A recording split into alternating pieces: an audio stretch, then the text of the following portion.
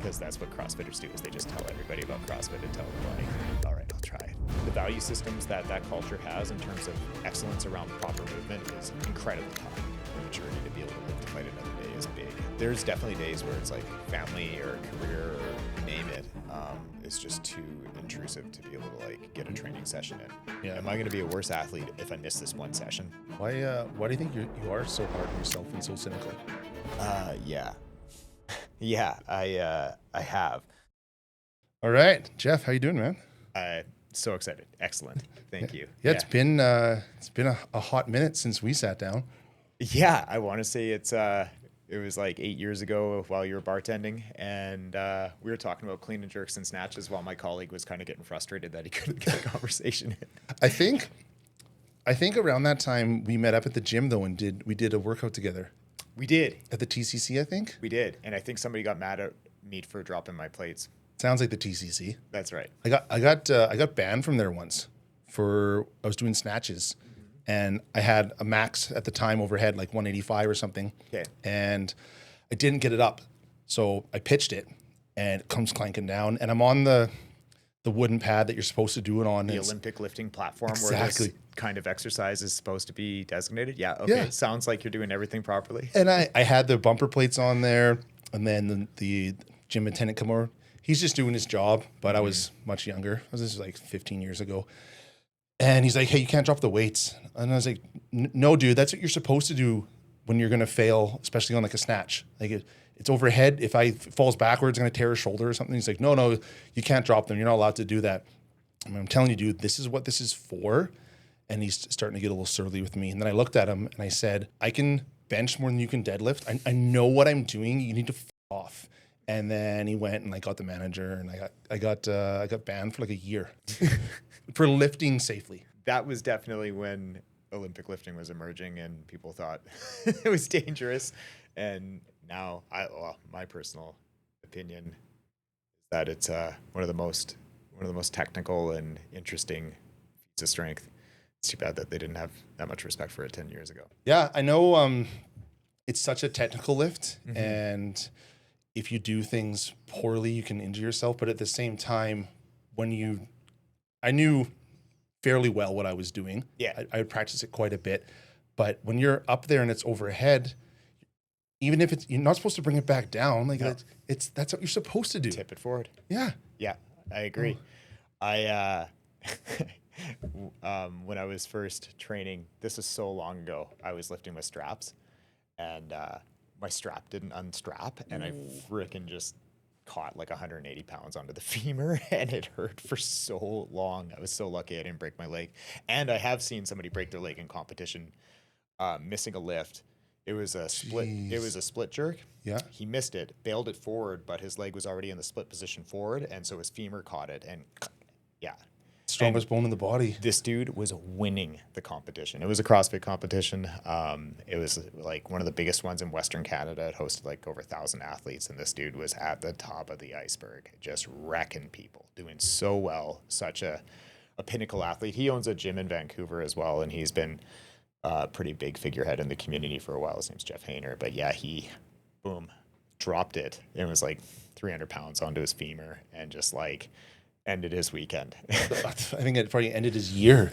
Yeah, but he still like bounced back and was like a really high caliber athlete for a long time after that too, because that would have been like 2017, and I think he had like a good top of the sport kind of heyday up until like the pandemic, which is pretty interesting because I mean I think that people get concerned about injury when you're lifting like that, but that muscular infrastructure can really do wonders to shorten up recovery time. Yeah, I was gonna say, I think especially athletes, their bodies are primed for recovery, but more so than that, they have the discipline and they have the routine and they have the structure that you have to do physical therapy. They're like, okay, what do I need to do? Yeah. And they will stick to that schedule, and they'll probably go even maybe a little too hard on it. Yeah. The rehab prehab becomes their ride or die. And that's just all they're going to do until they're back in the race. So Yeah, especially a guy like that becomes his workout of the day, right? yeah, for sure. Yeah. So that's, I don't know if you want to unpack that space or Yeah, where you want to go, but I know you. I mean, I can see your biceps bulging out of there. So, stop. and you said you're 40 this year, so pretty good shape for 40.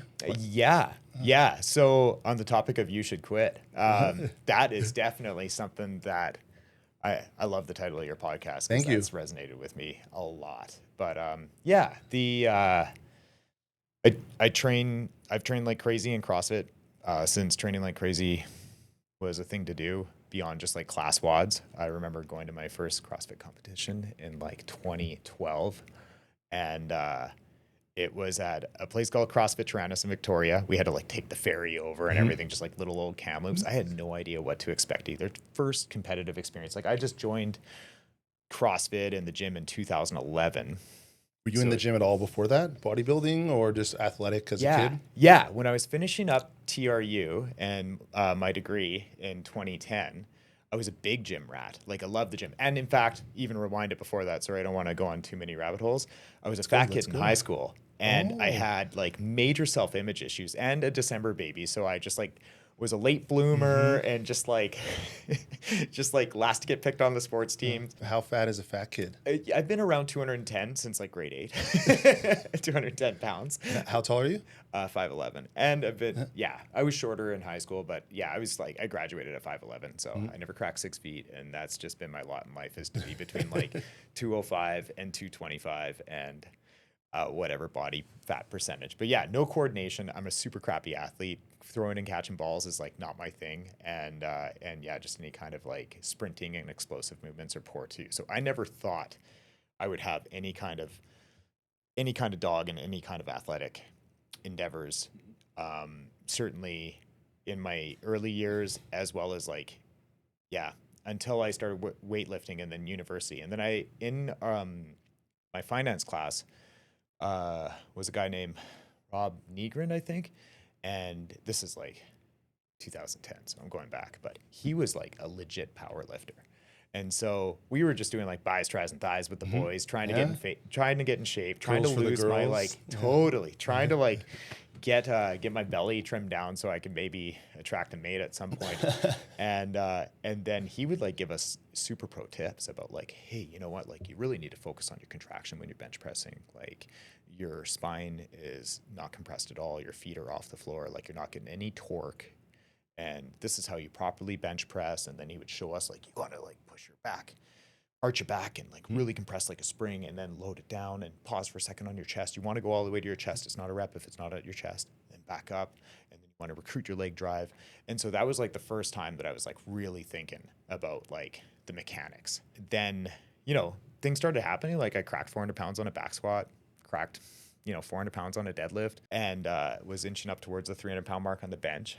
And then, but I still wasn't getting skinny. So I stopped and did Bikram yoga for 2 years. Cause I like popped into Bikram yoga. I was like, everybody in here is so skinny and like beach body, like, I guess I got to just do this. And I did that for like 2 years and lost all my muscle mass and didn't lose any fat. You probably gained a lot of flexibility that helps you later on though with the CrossFit stuff. Maybe. I mean, it's difficult to say because like the value set of CrossFit would be like T-spine mobility, which, to be able to get like a good arch in your spine, there's not like a lot of yoga positions that really promote that, believe it or not. Like, yes, you'll do like 1 minute of like a backwards bend, but then you're into a forwards bend. And it's just like in a 90-minute yoga session, you did 1 minute of backwards bending. So like how therapeutic is that in like your T-spine mobility when you're loaded into a position with a barbell, or if you're on like the rings or doing a rope climb or doing some other sort of functional fitness movement? Just like how beneficial is that going forward? I mean, maybe it is, but yeah, certainly nothing with squat mobility because they had you squatting on your toes. And so you're not getting like a heel down true ass to grass kind of squat in yoga either, which I think in terms of like, are you a human or are you not a human? Being able to squat below parallel and just sit there for a second might be like the telltale sign. Well, that's how we're supposed to sit. Totally. And how many people can sit like that? I can't sit cross-legged. Not at all. Not even like But even what when I was about a like in kid. a squat?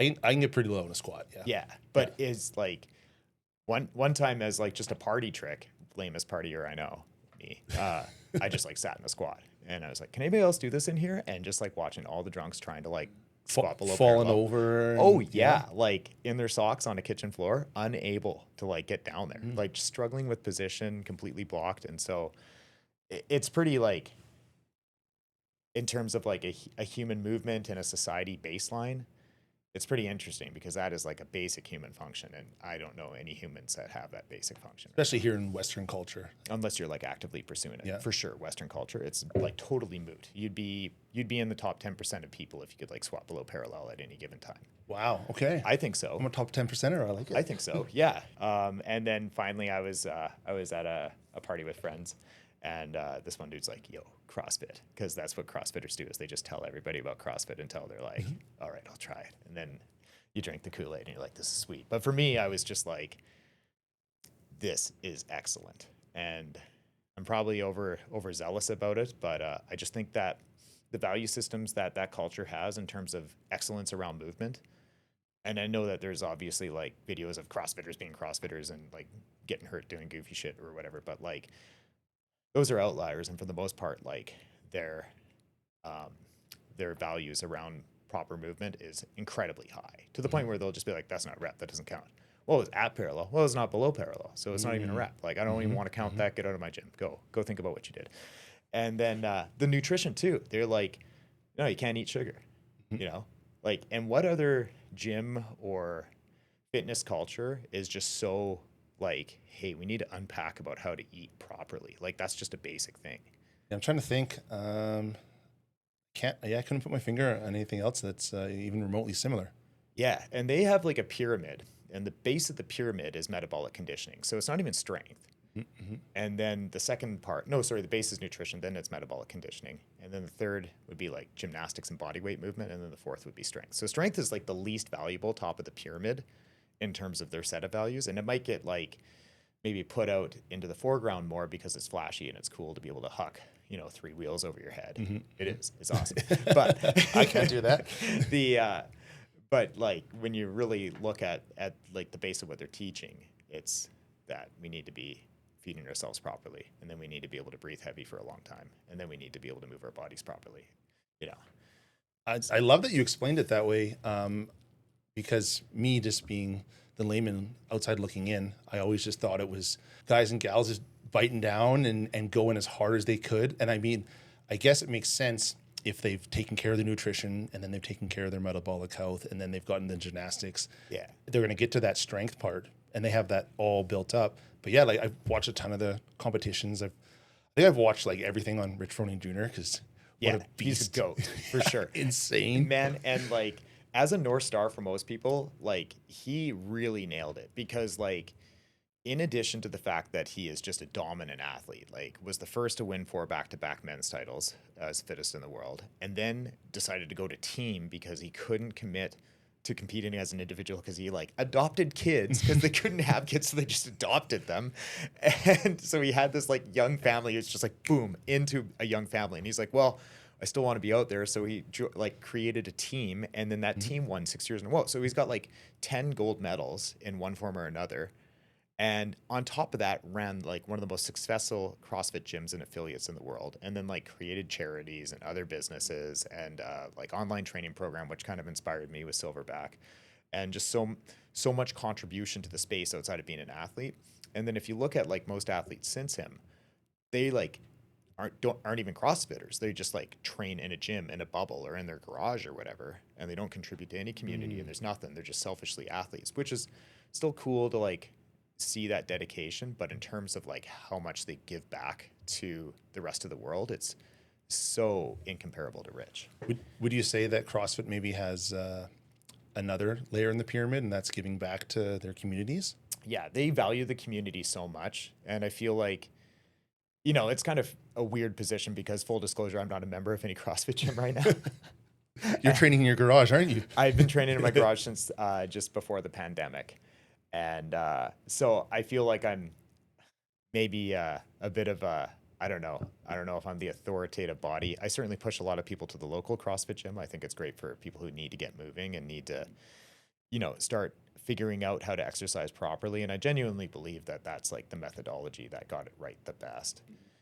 But again, also, just on a side topic, like if somebody wants to go do Zumba or do any other way to find sweating in a healthy and addictive manner, then by all means, there's no wrong any answers movement's good as then. long as you're pursuing some sort of thing. And yeah, like any sweating's good, but also that like that addiction to betterment, you know. Yeah, and so even if it's skateboarding, I don't care. Just get out there and enjoy moving a bit. Yeah. Why did you switch from being at a box to going to your garage? Yeah, it was definitely just getting to the point where okay, so I had my first kid and I could still make my CrossFit classes. And then I had my second kid in 2015, and it was like really hard to thread that needle with my wife. She was like, "Hey, look, like I need you on deck here." And so I was like, "Shoot, I got to start a garage gym." And then in 2016, I I got to train with like a really high caliber athlete. The guy almost made the games. And just as like a way to put it in perspective, excuse me, about I don't know, like 200 and something thousand people around the world would sign up for the CrossFit Open, which would just be like this open competition that you could film your workouts and try and make it to the CrossFit Games. And then in Canada at the time, they would take the top 20 athletes. Sorry, for Western Canada, they would take the top 20 athletes and advance them to the next phase, which was at the time called the regionals. And there was, I think, 8 regionals worldwide. And then they would take the top of those athletes and send them to the games. So the qualification process, and there was probably like 4,000 people in Western Canada trying. So this guy was a top 20 athlete in Western Canada. Jeez, okay. For the record, the highest I ever made it was 80. So I really, really wanted to get to that top level, and I just couldn't. I don't know, couldn't quite crack it. That like being inside that 1% and then being into that like 1% of 1% is just so exponential in terms of skill level. But yeah, I got to train with that guy for quite a while. And then he was telling me about an online programming at the time called CompTrain, which CompTrain now kind of blew themselves up. They made some bad decisions and they're not really the crown jewel of competitive training, but that's what it was. It was competitors training, and it was for a gym in called CrossFit New England out of Massachusetts near Boston.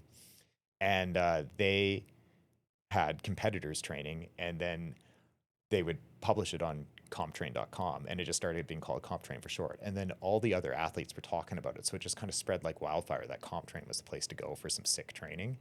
And then they monetized it and everything like that. So I got really addicted to CompTrain and would just CompTrain my brains out. And then I stopped doing all the class stuff, and I would just kind of stay in the open gym time slots where there were no classes, which were usually at like 7 in the morning, and just train my guts out. And it just eventually got to the point where I didn't want to like participate in any local community stuff. I got pulled away from that. I don't know if that's for the better or for the worse. And I ended up taking things into my garage and just pursuing some other training camps up until the pandemic, and doing my best to be able to qualify into the CrossFit Games any way I could. So the pandemic didn't affect you much in terms of It did. the gym going then. You were already working out at home. Oh yeah, it was funny too, because the whole like flatten the curve time in 2020, I was like, yeah, no, take all the time you want. You guys go do your jail push-ups and sit-ups, and just like do what you can without your weights, and I'll be ready when they let us back in. But I had a team of guys, and so we were going to take the team angle and try and go to the games that way. And at the time in 2020, CrossFit created a thing called sanctioned events, where they got rid of the regionals formula, and they would sanction large events around the world, and you could qualify into the games through those events. Okay. And so in 2020, Can West Games, which was that one where the dude broke his femur in 2017, in 2020 they got sanctional status. And so if you did well there, you could go to the next level. And I linked up with 2 other awesome athletes out of Calgary. I just like couldn't find anybody in Kamloops who really wanted to just train their brains out that badly. But I met 2 guys out of Calgary at that event in 2017 or 18. And we kept talking and decided to link up. And then we ended up winning the qualifier into that. So we were seeded first. And I was like, holy crap, it's happening. Like, I'm finally going to have some momentum. And then Bonnie Henry came in and shut everything down. Oh, man. Yeah, so Can West Games never happened that year or the next year. And it was just like, yeah, well, tough tits, I guess. Yeah. You're not going. Did you pursue it when it came back at all? So They have a master's division that starts at the age of 35. And so I hit 35 years old and I tried to take a crack for the masters then, and I didn't make it. I did make it into like the qualifying process, but I couldn't crack it to the point where I would like go to the CrossFit Games to compete as a masters athlete. And to be fair, like legendary athletes that were in Rich Froning's era all turned 35 as well. Yeah. So there were some dogs in that race. But on another note, I'm like way back into the Kool-Aid now because I'm turning 40 this year. And so that means I'm in the next age division, which would be the 40 to 44 year olds. Oh, so there's more than one master's division then. Yeah, they'll do it for every 5 years. So You'll be the youngest. I decided to try again. So I'm currently training to try and reach that goal. You training your guts out again then? Yeah. So yeah, it's been. I mean, I get it. It's niche and nerdy, and it's CrossFit, and that's all the CrossFitters talk about is CrossFit. But yeah, it's kind of my North Star right now is to make it to that best in the world at the age of 40 and see how I can do, especially after spending more of a decade in my life in this pursuit. So yeah, a little bit different this time. I hired a coach, and so shout out to Jeremy Meredith of Ascent Coaching. He is complete genius when it comes to movement and strength and capacity. He was a games athlete too back in 2012. And okay. Even coaches need coaches, man. Yeah, it's pretty eye-opening because I've been doing coaching myself for a while and programming, and that's kind of what Silverback Systems is competitive programming that I've been designing to help other athletes kind of elevate their game. And it's got like an ability for them to punch in, and I can see what they're doing and help monitor them and guide them in a broader way. So it's a neat way for me to be able to give back and guide people through the same thing that I had to learn a lot of lessons about myself.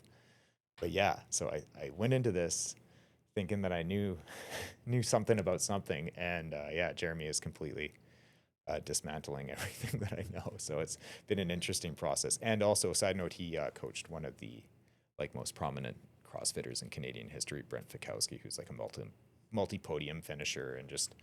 Is he the tall guy? Yeah, he's the tall guy. Yeah, he's probably your spirit animal. I don't know other names, but I've watched a lot of the games and like the documentaries they did around them. I love the idea of the movement in CrossFit and how it's multidiscipline. But I found if I wanted to get into it, it's like the time commitment and like you, young family and job, and I worked away a lot. So away in camp, it's kind of hard to really difficult to do the CrossFit sort of things. I'm sure there's guys that do it, but I didn't have the drive. I was always into bodybuilding and the gym and movements and squats and snatches and cleans and stuff. And we've chatted about that before in the past. And yeah, but I think it's sweet that you're pursuing that, man. That's like every like 40-year-old like guy's dream is to like, I'm 40, but I can still do it. You know what I mean? It's crazy because I went through this, I guess like morning of losing my chance in the pandemic.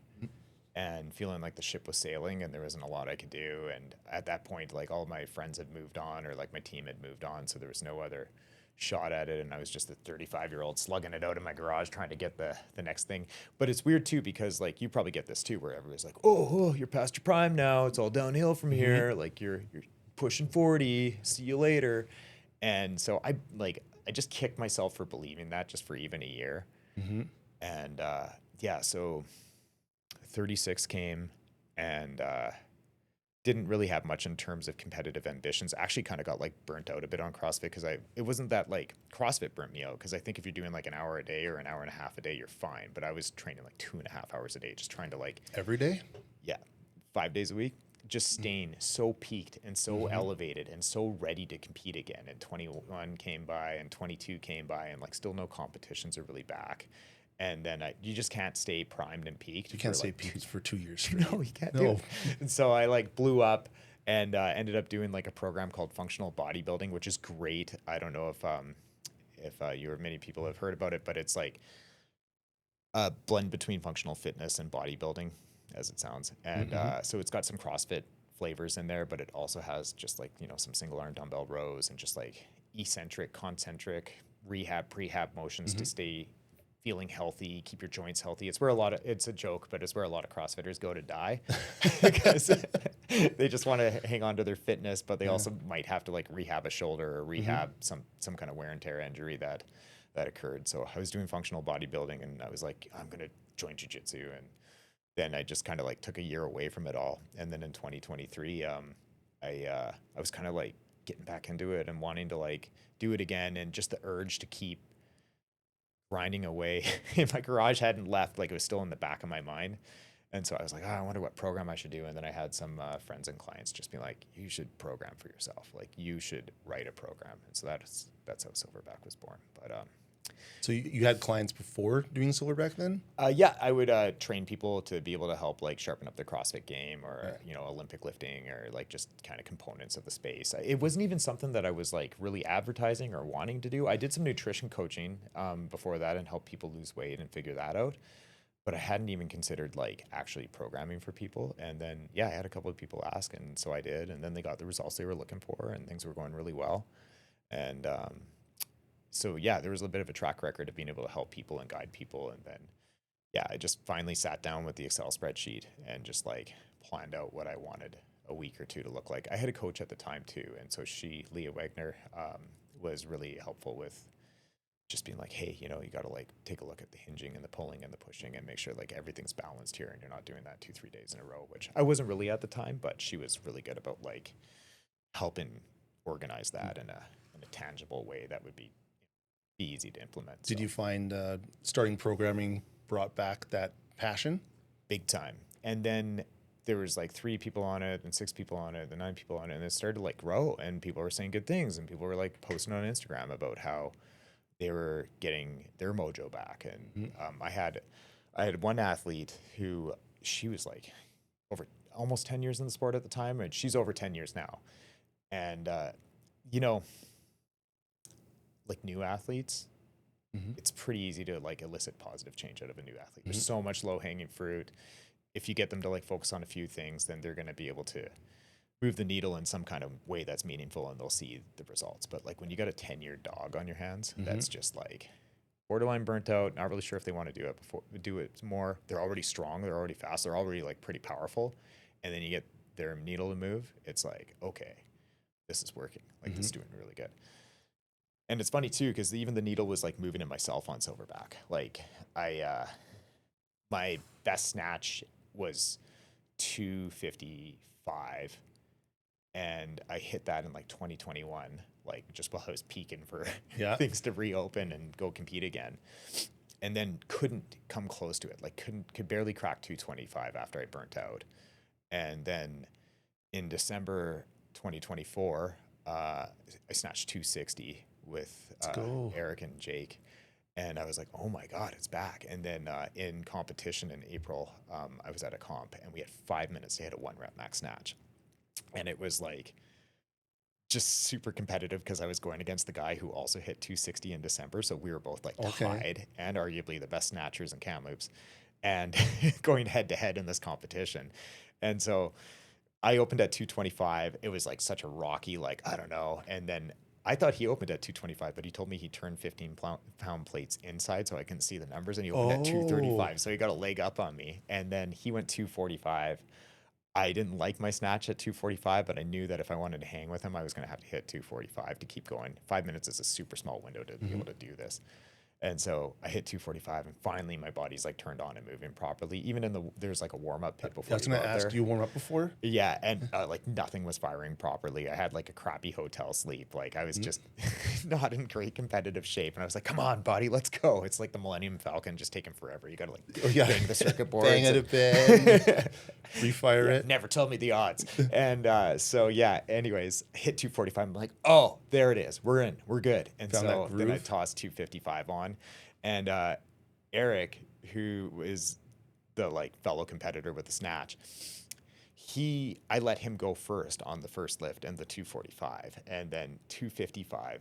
He's got it on his bar. I got it on my bar. He does a shoulder check, looks over at me right when he's about to set up, and he turns around. He's like, "Oh, after you." And so now I'm like on the spot. there's like 100 people. They're all like yelling at us. Like the competition environment's on fire. I'm like just pulling and praying at this part. I'm just like, come on, please, please, please, please, please. And it's like over your head and you don't know if it's going to be magic or tragic. And got it. Okay, sweet. Great. We're in.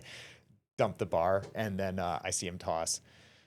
He hits his 255, then he puts 260 on it. I'm like, you know what? Screw it. I'm going for 265. And so I toss it on the bar, and then he sees it, peels his twos off, and puts the 265 on too. So now it's like Neck and neck. we got to do it. And I ran up to the bar, and I'm looking at, there's like a giant clock, and I've got like 20 seconds left to stick this and like set up and like do the breath and the ritual and everything like that. And I like shank the bar forward, and there's like a video on Insta. You can see me. I like grab the bar and then I let go and I take 3 steps back because I have to like reset because I was in my toes and I was like, I'm going to fail the lift if I continue with this. I have to do this properly. I'm getting too excited. And the crowd just starts screaming like, what are you doing? Are you kidding me? 10 seconds left. Yeah, totally. The clock's ticking. And then I just like pull and pray, stick it. And you can just see like the look on my face, like total surprise, like, oh my God. And so, yeah, it's like 39 years old, thought I was past my prime, thought that it was just like all downhill, couldn't find my mojo or anything, started writing my own stuff. And now I'm like putting 10 pounds on a lift that I hadn't PR'd in 4 years, which. Pretty amazing at 39. Yeah. Would you say you're in the best shape of your life now then? I was thinking about that today, especially with like working with Jeremy now. I'm like, am I in the best shape? Like, where am I at compared to like my perceived like COVID prime? And I think so. I think in terms of like movement mechanics, it's weird because like an aged athlete versus like an athlete in their prime, there's like just like different capacities that they have. And so like, I know me in my COVID prime, the movement wasn't necessarily there, but I was pretty strong and I could definitely like Hail Mary something in a pinch. Muscle through it. Yeah. But now that I'm like a bit of an older athlete, I'm like, I got to move properly. I got to really put stock in like movement economy and just making sure that like my body is just effectively moving in the best way possible as opposed to just hucking it. Yeah. No wasted energy, not a wasted movement at all. Totally. Yeah. So the methodical nature of moving as an older athlete, I think might even edge out my younger self. It'd be interesting to see. I do test things that I did like in 2019 just to see. And there's like pretty frequently it'll be like tied 1 rep more or like 1 rep less, but like definitely in that like same percentile. So there's definitely a lot of like arguments that could be made that I'm as fit or fitter. So it's pretty interesting. What do you think you can attribute that to, that you're as fit or fitter now and it's 5 years later? Yeah, this would probably be the message that I would share with just like every person in their 30s is just like the consistency. And yeah, just mostly the consistency, I would say. But yeah, if you don't stop, it's not going away. Unless you like get injured or something like that. But like if you're not getting injured and you're moving smart and you're warming up and you're respecting your body, then I don't think that your days are numbered.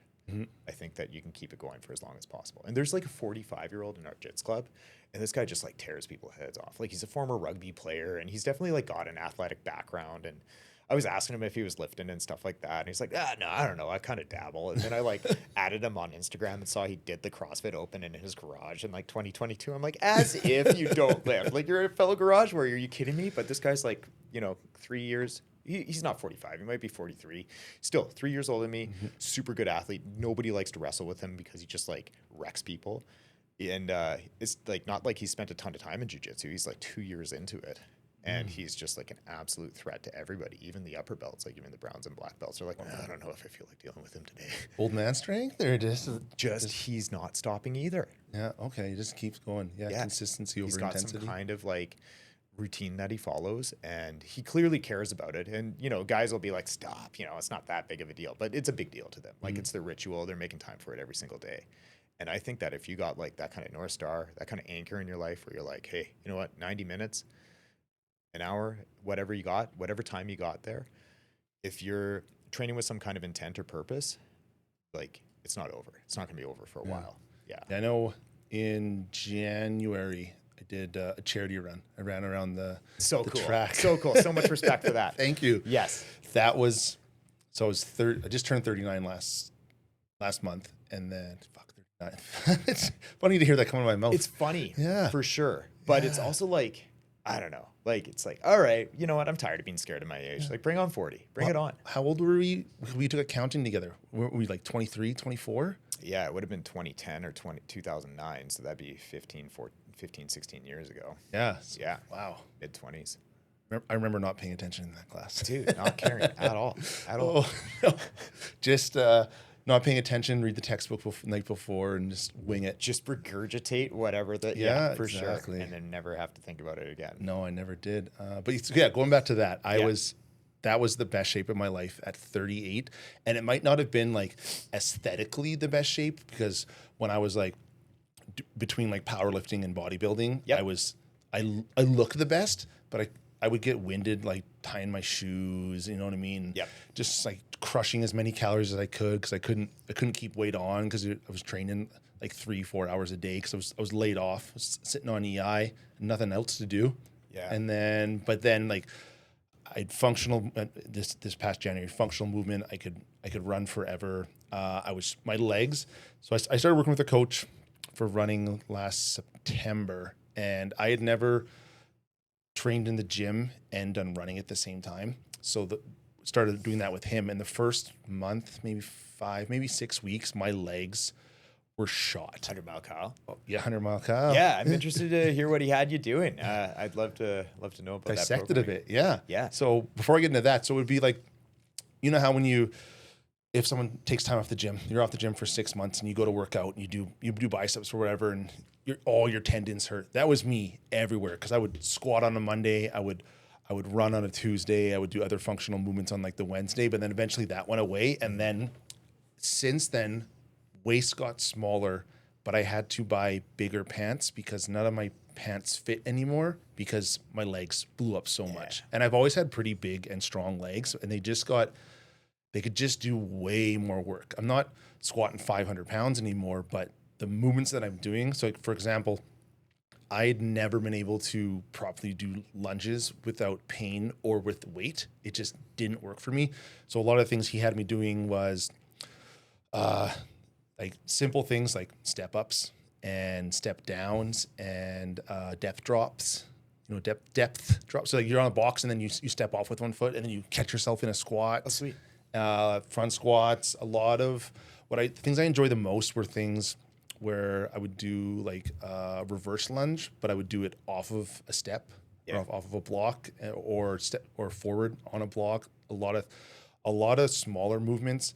There's the Jane Fonda complex. I don't know what that is. Jane Fonda was that I think it was in the 80s when they'd be in like the spandex and they'd have like the workout shows on TV. She was one of those. Okay. And the Jane Fonda complex is, I think you start on your left side, your right side, and then you like open your leg up and down like 10 times straight out, and then you tuck your knee in, and then you go up and down. Like clamshells. Yeah. And it looks like, it's just body weight. I'm like, but I got halfway through and I'm just drenched. I was like, man, nasty. that Jane Fonda, she fucks, man. They were strong. Oh yeah, So for sure. Yeah. And here I am, especially when I was like powerlifting and stuff, I thought I was strong, absolute strength, but my relative strength back then, I wouldn't be able to walk 10 steps to the side with a band over. Yeah. And now I crush that and I'm back and forth and just lots of, I can show you the program. Maybe afterwards I'll pull that app out and show you that. Definitely But check it out. It's pretty cool. I've been off it though for about a month. I've always really struggled with mobility, and my hips get really tight because my quads are so tight. So quads are tight, pulling the hips, hips pulling the lower back. So my lower back's been out pretty bad for about a month. So I haven't ran in almost a month now. It's killing me. Just from the back. My lower back's that Really? bad because I know if I go to run and then my quads are going to get tighter and then my hips are. So I've been doing some physio and I've been seeing my RMT, and she's like, man, it's like getting into concrete, and she's in the side. She's like, you got to come more often. And I was like, I will give you appointments. Like it's hard to get in. I never do body work, and whenever the last time I went to a practitioner, like she was just like, I don't care who you go see, just go see somebody more than like once every 6 months. Yeah, it's I guess she'll do my legs. Like, so I didn't even realize that how interconnected the body was until my lower back was out. And then she's working. She's like, yeah, we're gonna work on your quads. I was like, oh, okay. So she like nails the quads and the adductors and in this, she'll have you on my side, and then she gets her elbow like in behind like my glute, and I'm like, oh, and she's like, is that too hard? And I say, if you feel you need to go that hard, I will clench my teeth and I will cry because I know I'll feel better afterwards. But I'll walk out of there, and for a couple of days after, all my lower back pain's gone away. I'm just, that's awesome. So it's good to have relief with that. But I've been working. I was gonna ask you after you talked about all the mobility stuff and the T-spine. I'm like, I got to pick his brain afterwards about opening up a little bit through my hips and. Yeah, it's important. I don't know if you want to unpack that now, but I definitely have like a 20-minute dedicated mobility routine that I'll hit before every single session, every single day. And it's just like, I just think that, that's part of a difference between like a 20-year-old athlete and a 30-year-old athlete. Is like mobility is a non-negotiable now. And like, if you want to have like a productive and meaningful athletic experience, then just take the medicine and do the mobility. Yeah, I know with working with Kyle, I never used to warm up. I never used to stretch before, and now I've noticed like everything moves better, and then you're lifting bigger weights, you're doing more reps, your breathing's more on point. I'm like, I wish I knew this when I was 25, or at least I paid attention and started. Because I mean, I knew I was supposed to warm up. I knew I was supposed to stretch, but I was young and But even then, it's like, what does that mean? Like a couple waist twists and like, it's not a protocol. Did you do lots of mobility and stuff when you were younger? Because when did you start CrossFit? Like 2011. So you would have been mid-20s? Yeah, sorry. I would have been probably 25, 26, just before 26. Were you doing lots of... Mike's falling apart here. Were you doing lots of mobility stuff back then, or did you start that later as you got older? Yeah, their owner at the time, she was pretty picky about movement, so she was good about getting people warmed up and loosened up. And then at the time too, I don't know if you've heard of Dr. Kelly Starrett, but the Supple Leopard, right? The Supple Leopard. Well, that's kind of how he got his claim to fame, was through the CrossFit space, because he opened like one of the first CrossFit gyms. Like, there's got to be 10,000 open in the world right now, and I think he opened like the 10th. Wow. Okay. He was super OG, and he got in with kind of the organizational crew there, and so they had like Bergener, who is the Olympic lifting specialist, and they had like Carl Paoli, who is like the gymnastics specialist, and then they had Kelly Starrett, who was like the doctor of physiotherapy, like mobility specialist. So he was like the least sexy specialist to be in that roster, but he also, I would say, probably contributed very heavily to like the space. And it was one of those things that got taken like way outside of CrossFit too, where like suddenly people are talking about mobility. There's books on mobility. I have his book. Fighters are prioritizing mobility. Yeah, me too. It was awesome. I remember reading it like just it was the Bible, and I was like, oh man, he made a Dune reference. And then I saw it today. I opened up my coffee table, and that's where it lives. And I was like, I see Jeff tonight. Like, should I bring this in? I was like, I don't know. I know Jeff's seen it before, but you don't need to have it on the table. It's awesome though. Yeah, and then like just the foam roller and the lacrosse ball became like the TV time ritual there, where you can massage out some I love the lacrosse ball, man. Yeah, me too. And it's funny too, because like with all the fancy equipment that's kind of come and gone over the years, like there was like a big stint where the diodes were in. I never bought a pair, but you know what I'm talking about? It like makes you flex? Yeah, like Dr. Hose. Dr. Hose. It was like some like European company, Compex, brought it out, and they were like, oh yeah, this is so good. This is so effective. Make your abs bigger. Yeah, and then like a year later, nobody's talking about it. And then same with massage guns too. Like it's another one, but it's like those just don't even hold a light to the trusty lacrosse ball. Well, they can't go as hard, right? No. Yeah. I have a bang gun. It's came in like a 3-pack. There's the big one, which I'll use sometimes, and then there's the small one. So I'll bring the small one on when I go traveling, like on an airplane. Yeah. And then they goes through the X-ray, and they always like, and they go through my bag. I'm like, it's a massage gun. I'm like, it looks like a handgun, right? But that'll be great, especially if you're, you're pressed up against the window and you can't move around or anything. Totally. Can't stretch your legs out. It's great to get into like the hips and stuff like that. But the one I love the best, it's the gooseneck. So it comes up and around. Oh, that's sweet. Yeah, so you can put it on your back, and then it's hammering up and down, but then you pull it. Oh shit! You kind of pull it forward, and then it can get in behind like your scapula and stuff there. And that's where I, besides my lower back, that's where I've had the most problems, is on my right side there in the scapula. Yeah. Yeah, that's trouble tissue for sure. But I think just getting some kind of ritual around it, and then like a little bit of banded strengthening. Have you heard of crossover symmetry? I have not. What's that? It's cool. You can just Google it. It's basically like got charts on there, but they were like kind of the first guys to get those like T-band exercise for like shoulder openers. Yeah, I do that every time I go for a big bench or a squat. And actually, side note, so I know two guys, the DeWard brothers. They're big runners. Lloyd's a big, tall, ginger guy, amazing athlete. But I was talking to his brother, and they used to do powerlifting and stuff. And then I never even thought about this when we were talking about like shoulder mobility and getting into a nice high bar squat. And I was saying about how difficult it was for me switching from low bar to high bar because I couldn't get into the position. And he's like, dude, just stretch your chest out first. And I was like, what? He's like, yeah, man. Like, you know, if your back's hurting, you like stretch your chest and it feels better. I'm like, yeah. He's like, well, just lean against it, like against the door jamb, and do that before your squat. And I was like, I'd never thought about that. And then the next day, it wasn't supposed to be a squat day. Felt good. Yeah, but it wasn't supposed to be a squat day. I'm like, I'm going to squat. Yeah. And then all of a sudden, I was like, fuck, I'm 38 years old. I wish I knew this 10, 15 years ago. That is totally the thing that I say all the time too. It's just like, why did it take so long to get a coach or to, figure this out? Or, yeah. You don't know you're doing things wrong or making mistakes until you've done them, and then you kind of figure it out, right? You kind of have to go through that struggle to know that didn't work. And especially when you're younger, because we rebound so much quicker, you can f up and still progress for so long. But then as you start to slow down a little bit, you really got to dial it in. The smallest changes, as I've found that when I'm older, the smallest changes, like maybe it's something like, great example, with my running, I always ran trail.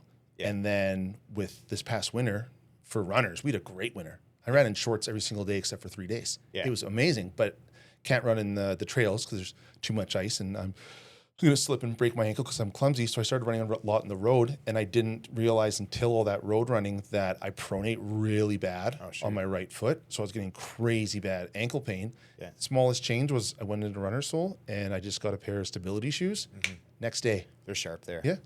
No pain. Yeah. That's all it was. But like the smallest thing, especially as you're older. But when I was younger, I never would have thought about it. I just would have pushed through it. Like, whatever. Yeah. It'll go away or it won't. Yeah. It's like the Goggins, you know what I mean? Like, guy runs on broken legs. What do I have to complain about? I don't know if he's running much longer. I think he's probably killed all the nerves in his lower extremities. Yeah. But even in like last time I listened to him, he was like, I don't care if I can't run, I'll go swim. I'm not a runner. Yeah, his mindset, right, is what sort of mindset do you have to do to be successful as an aging CrossFit athlete? I don't know if I've ever been successful. I haven't really cracked the top shelf yet, but well, you consistent though, and I bet you could say, you got any friends who are as good a shape as you? Yes. Just one. The guy that I won that we won the qualifier for CanWest. Yeah. What about guys you went to high school with? Like, I'm sure you don't keep in touch with a lot of them, but no, it's pretty abnormal to be this nuanced into exercise. At any age, probably. The guy that I won that qualifier with, he designed the Silverback marathon that his name's Ty Robinson, and he is. Did he do it with you?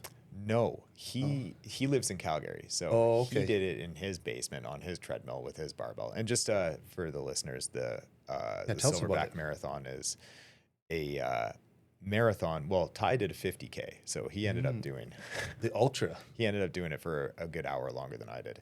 Yeah, he did an ultra every single month in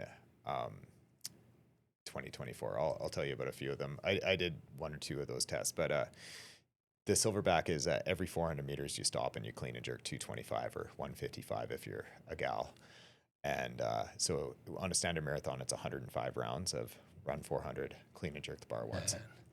And for him, I can't remember. I think it's 120. I can't remember what the math is, but it's a lot. And so I did it, and it took 6.5 hours to do. Do you eat during that? Yeah, I had a big thing of like I had a protein bar. I don't know. Have you? It's not. It's kind of tough to like keep food down when you're exercising. But I had a lot of candy with me and a lot of salt pills. Yeah, lots Yeah. of electrolytes, lots of salt, lots of. I did when I ran the 86 kilometers.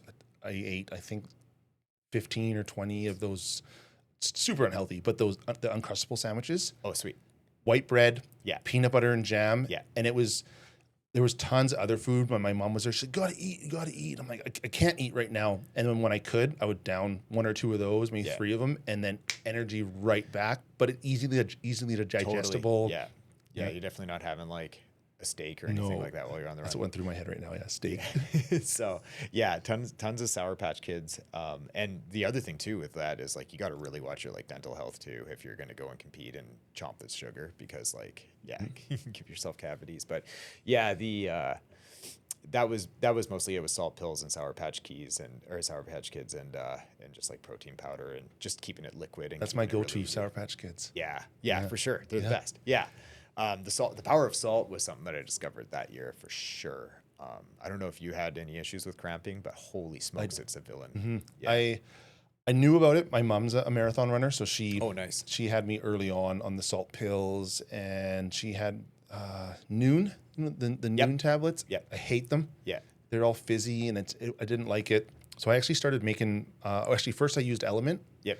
and it was just way too expensive. Yeah. So I looked it up, and they had the recipe on their website. And Oh, I started making my own. Oh, that's smart. and that's how I fueled the first ultra I did last August, and then I really noticed the power of it when I was out. I don't know, maybe kilometer like 38 or 40, and my right leg just wasn't firing because Yeah. it was like a rock.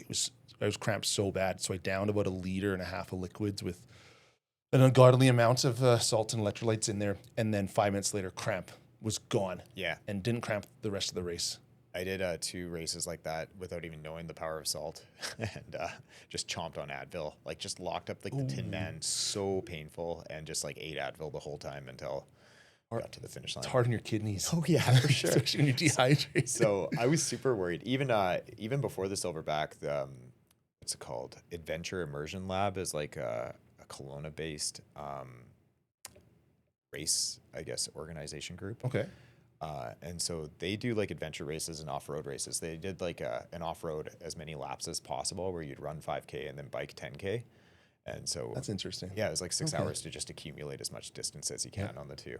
But I was cramping like crazy on that too. So like before the Silverback, I didn't even know if I would cramp. I like went into runner school. I'm like, somebody tell me how not to cramp. And they're like, oh, take these salt pills. And I was like, okay. And then like no cramps. Yeah. Are you a heavy sweater? Yeah. And I knew that too. And I was drinking salt like crazy. And I had the like salt powder that you could just like dump into your Camel pack. And I would just like chug double dose salt powder, still cramping like a dog. So yeah, it was like the salt pills are. Do you like the capsules? Yeah. Like in the little blue bottle. Is that the ones you take? Yeah. Yeah, that's what I take too. Yeah. 'Cause I have a lot of friends and they do it in like the Camelback and stuff, and it's not fast enough for me, especially if you get a little bit behind, then you're fucked, right? Yeah. So what I would do is I'd have a timer on my watch, and depending on the distance and how about, hot like, it is. 40 minutes. Yeah. Yeah. And it's like whenever it goes off, I'm like, okay, I take 2 or 4 or whatever the dose is. For sure. And Even at like the remote sign of discomfort, I'll be like, it could be a cramp. I better take a pill. yeah, So I have them in my my gym bag. I have them in my truck. I have them in my desk at work. And 'cause people they're so afraid of salt. It's one of those things like, oh, cholesterol's bad for you back in the day, and don't eat eggs, and like don't salt your food. And it's like, no, your body needs salt. We can't create it. There's a reason when you reach for salty food, it's because your body knows you need it. It's like, oh, I need salt, so you reach for it. It's especially if you're exercising, you're not going to be hungry, and if you're a heavy sweater and it's hot. I mean, did you do the Silverback Marathon in the summer? Was it? it Like, was what Thanksgiving weekend. Okay, Wanted to avoid my family, so I was like, hey, busy, I'm running a marathon. but I mean, so that's October. It's still decently warm in Kamloops in October. Yeah, it was okay. Yeah. Yeah, I can't really remember what the temperature was like, but made it through unscathed, no cramps. The salt pills carried me through. You did it twice now. The Silverback, Yeah, just once. this once. Oh, You did it with 2 friends though, didn't you? so I did some prep with 2 friends. Okay, because I saw some of your content there, and oh geez, Brad, no, Matt. Yeah, Matt. Yeah. Okay. Okay. I was trying to remember his name because I knew him from a guy whose name was Matt. And I was like, was his name Matt too? Yeah. Okay. Yeah, Matt. Yeah. Yeah.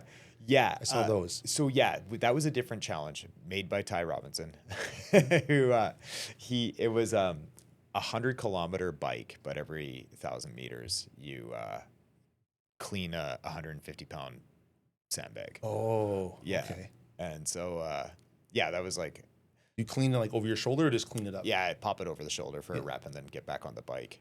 The catch is that his version, which I did his version, was you can't have a seat on the bike, so you just have to stand pedal the whole 100K.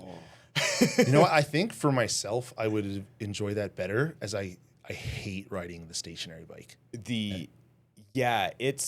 It's like there's pros and cons. Like my two friends I did, Brad and Matt, they both had pretty sore gooches after from the bike seat, but And probably rub raw. yeah, but my legs were cooked from just like stand pedaling for 4 hours. But Do you wear lifting shoes during that, or what did you wear? Just I just wore regular trainers on the bike. Yeah, no, for a sandbag clean, it's like, speaking of shoes, I want to show you something. oh yeah, what'd you get? I hid them. So these showed up today. No way. Yeah. Oh, dude. Oh, so cool. Yeah, I have these CX2s as well. Have you tried them on? Do you like them? Show the camera. Show them. I go, okay. Look at Yeah, these. point them over here. Yeah. Oh, man. Yeah. So those came in today. I haven't even tried them on yet. No. Yeah. Oh, I pulled. I'm going to be so upset if you don't like them. Oh, I think I will. The first thing I did is I went and I'm like, I loved that. Like, Yeah. a little bit of flex, but then nice and stiff through the arch there. Yeah, dude, they're a really nice trainer. I've been wearing these for 2 or 3 months now, and I'm pretty impressed with them. I love the mesh covering, the Tier CX2s. Just great all around shoe. I wouldn't like run more than a mile or two in them if you had to. I'd probably switch to a runner, but certainly for lifting and that the platform's incredibly stable back there. Yeah. You can get, I almost like prefer squatting in them over my lifters. They don't have as much lift, but there is like a touch of lift in there. I don't know if they have like a. We'll leave those up there for a sec. Maybe Tier will give us a sponsorship. Yeah, that's right. Come on, Tier. Let's go. Let's go. So for everyone, from context here, I get that out of the way. Last week. Yeah. Yeah, last week I was asking Jeff about some shoes because I have the Metcons and I hate them. In the Metcon on this part here, it's just a little too low for me. And then where the last what's it called? Eyelet? Eyelet? Yeah. That where the last eyelet was. The lace hole. It's the lace hole. It's just a little too low, and I didn't like it. But I've had them since 2021. Yeah. And I've rocked them. And I mean, they are a great shoe. And I did a lot of workouts in them, but I was like, I got my value out of them. I got them at the discount store in Bellingham. Yeah. I think I paid $80 for them. Perfect. So I'm like, you know what?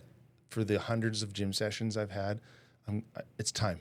Measure everything. If I can get $1 an hour out of it, then it's like reached its life. Sure. So those kind of are like the OG Metcon, like the Metcon 4 or 5, a little bit, but they do have a higher top for me at least. Hopefully your foot. I think mine were the 2s.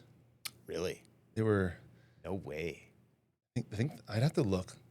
I think 2 or 6. I think they're the 2s. I don't know, but I mean they were on they were dusty box in the outlet mall there. And interesting. They re-released the Metcon 1, and part of me was like, should I buy that? But I'm like, my wife's gonna kill me if I get another pair of black shoes. Get a colorful pair, then she won't kill you. Yeah, I just don't know if I could pull it off. Oh, I love colors, man. Yeah, I'm like black and white top, black and white shorts or a shirt, and then when it comes to shoes, I love to pop the color. That's sweet. Yeah, I have all the respect for people that can do that. I can't do it. And then you said you lift in the Romaleos as well. Yeah, I got my old ROM 3s. 3s, okay. Yeah, no 2s. 2s. 2s. That's what I have as well. Yeah, I bought the 2s, and then I won a pair of 2s on Instagram, and so I've been rocking those ever since. But I'm like due for an upgrade because those are like 10 years old. Yeah.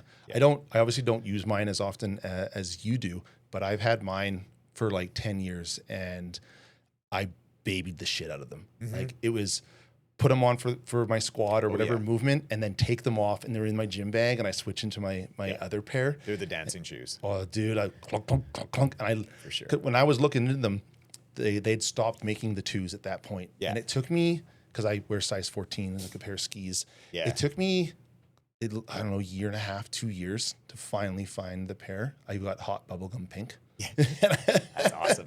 And I finally found them, and I ended up paying an arm and a leg for them because it got them out of the States. So I got killed first on the conversion rate. And then I had to get them shipped to, because they wouldn't ship to Canada, got them shipped to a buddy in the States. And then I got paid. I actually ended up having to pay duties twice for some reason. So I paid the duties ahead of time. And then afterwards, the border's like, yeah, you got to pay duties. I'm like, I already did. And then I was like, ugh. So I'm not even going to say. I'll tell you afterwards how much they cost me. But all right. Well, forget Tier Nike if you're listening. I don't know. I think I'm gonna wear these tomorrow for sure. Yeah, I want to buy their lifter. I think that their lifter is the next thing on my my to-do list there. Yeah. Yeah, I'm not. I've gotten in trouble from my wife for shoes for sure. Yeah, me too. Me too. For so many running shoes and sneakers. And my last when I bought the Tiers, I put up a thing on the Insta where I just had like all the shoes. And she was like, pull them all out, and then put it up there so that everybody can see how ridiculous you are with all these black shoes. You got like 15 pairs of black shoes here. Oh, they're all black. Okay. Yeah, I just mix it up. can't do a color. Yeah. Okay, we'll put this down now. Tier, if you're listening, Jeff deserves a sponsorship. Same with Caleb. Yeah, I'll take it as well, but I'll put it off to Jeff here for getting me onto them. Appreciate that. Are all your shoes well worn? Could you sell them any to up and coming athlete?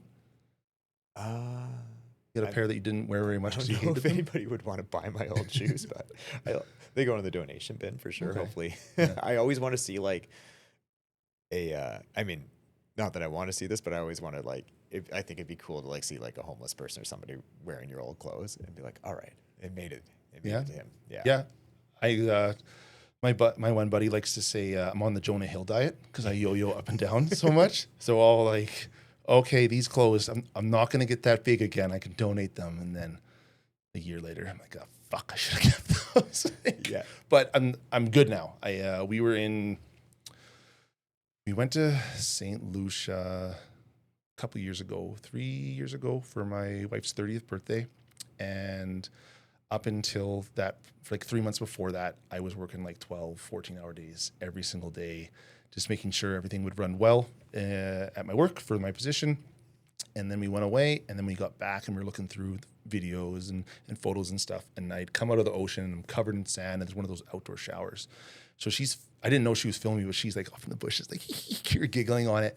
And there's me, and I'm leaning over, and I look at it, and it's like just a bag of milk, and it was $2.55. But I hadn't been in the gym in probably 4 months, like Wendy's every day. And I was like, oh, that's what I look like. But you don't notice it, right? No.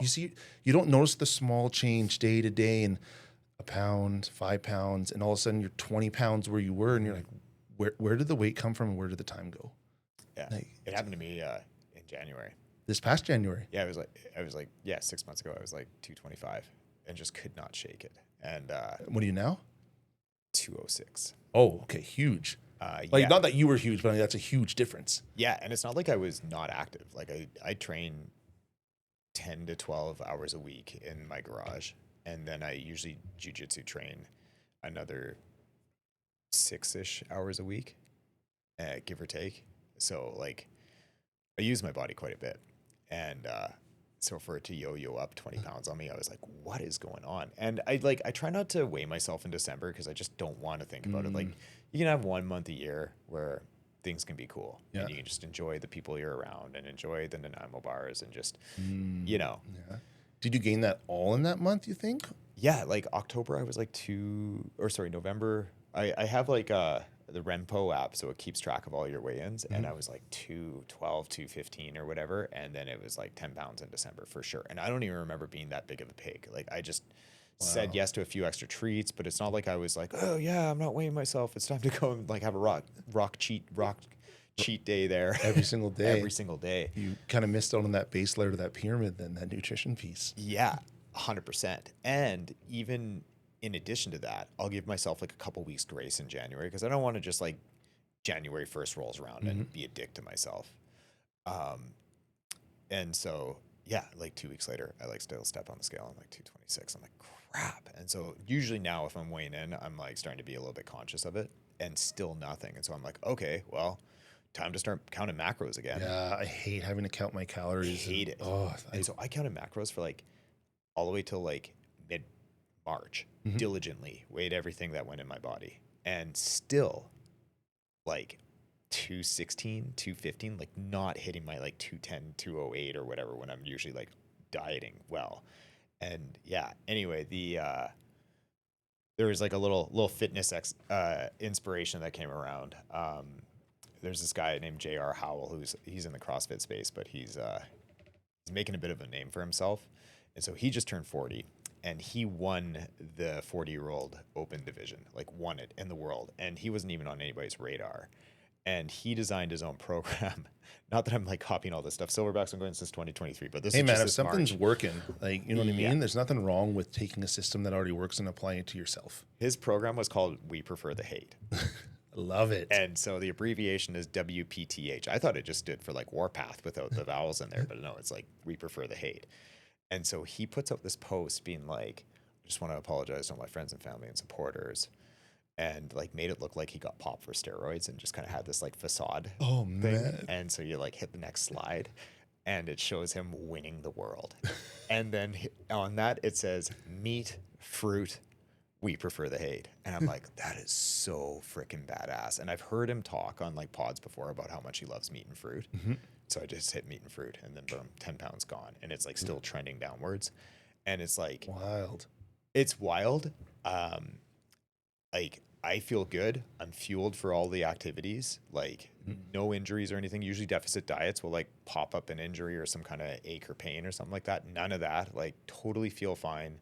And just like, yeah, your poops are better. Like everything's better. Meat and fruit. I can't believe it. I'm like never going back. It's And like the carnivore diet, and then they realize that you do need fruit, and they you add need it some back carbs. in. Yeah, Yeah. for sure. And like, you know, I'm not evangelical with my fitness or my dieting, I should say, maybe with my fitness, but um, like you still have an ice cream. You can still go and have a treat. Like if you're eating meat and fruit, like not even like just 90% of the time, Yep. then that 10% of the time is totally yours. And like the scale isn't going to like slap you around for, you know, enjoying yourself a little bit or having some sushi or whatever. Like, yeah, you can have 90% meat and fruit and then go 10% eat with kids or take them out for a treat or whatever. Yeah. Do you do like big batch cooks then, or like how do you get that sorted out? Yeah, just I'll usually have about 200 grams of cooked meat. So I'll still weigh that just because, you know, if you're under, you can kind of feel it, and if you're over, it's too much. But yeah, so I'll just cook up like a half a pound of ground beef and just give some to the kids and some to the wife, and then take the rest for So lunch. you the next day. you have the time to be able to cook like dinner every night, or you cook like a kilogram of meat and then eat that throughout the day, or throughout the week? Sorry. Yeah, I'll usually just like have the meat cooked separately. Okay, And so then if the kids want it on noodles or if they want it on rice or whatever, then you know we can do that, and I'll just cut up some mangoes or something like that and eat the meat and the fruit, and then whatever the family wants to do, that's their prerogative. How have you found the balance with that sort of level of?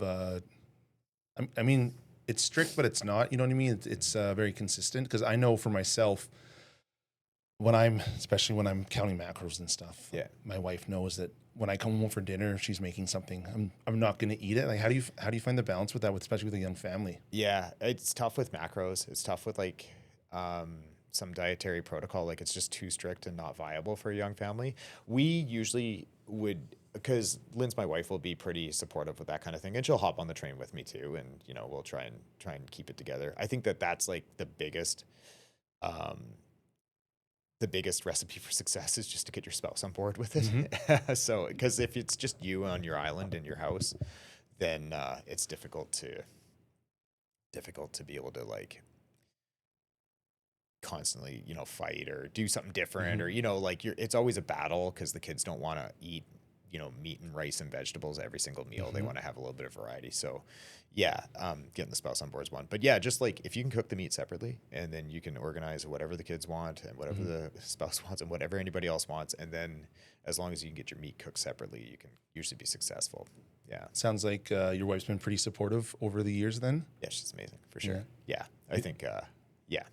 How important do you think it is to have someone being supportive of your I don't want to call them crazy, but that's what my wife calls my kind of fitness goals and my drive, I guess to say. How important is it to have someone like that in your life, do you think? Oh, I think that it's almost a non-negotiable. I mean, you could do it alone, I suppose. You'd have to be pretty strong. You're probably more apt to fail. But I think that, like, you need to have a team behind you too. Like, not that I have a proverbial team, but I definitely have some really good supporters and really good friends that have been like, like mentioned Ty, him and I are still in touch. My buddy Brad, who did that bike and sandbag clean, he was the first silverback on the program, and he was like, you should totally write your own program, and he's been there like the whole time. So yeah, I think that just like having some good people in the corner that can like be realistic with your goals and bounce ideas off of and supportive of that is integral. But yeah, for sure, a spouse is massive. Like if that was a fight, it's like, oh, you're off doing your dumb running thing again. It's like, why are we fighting about this? It's sweet, you know.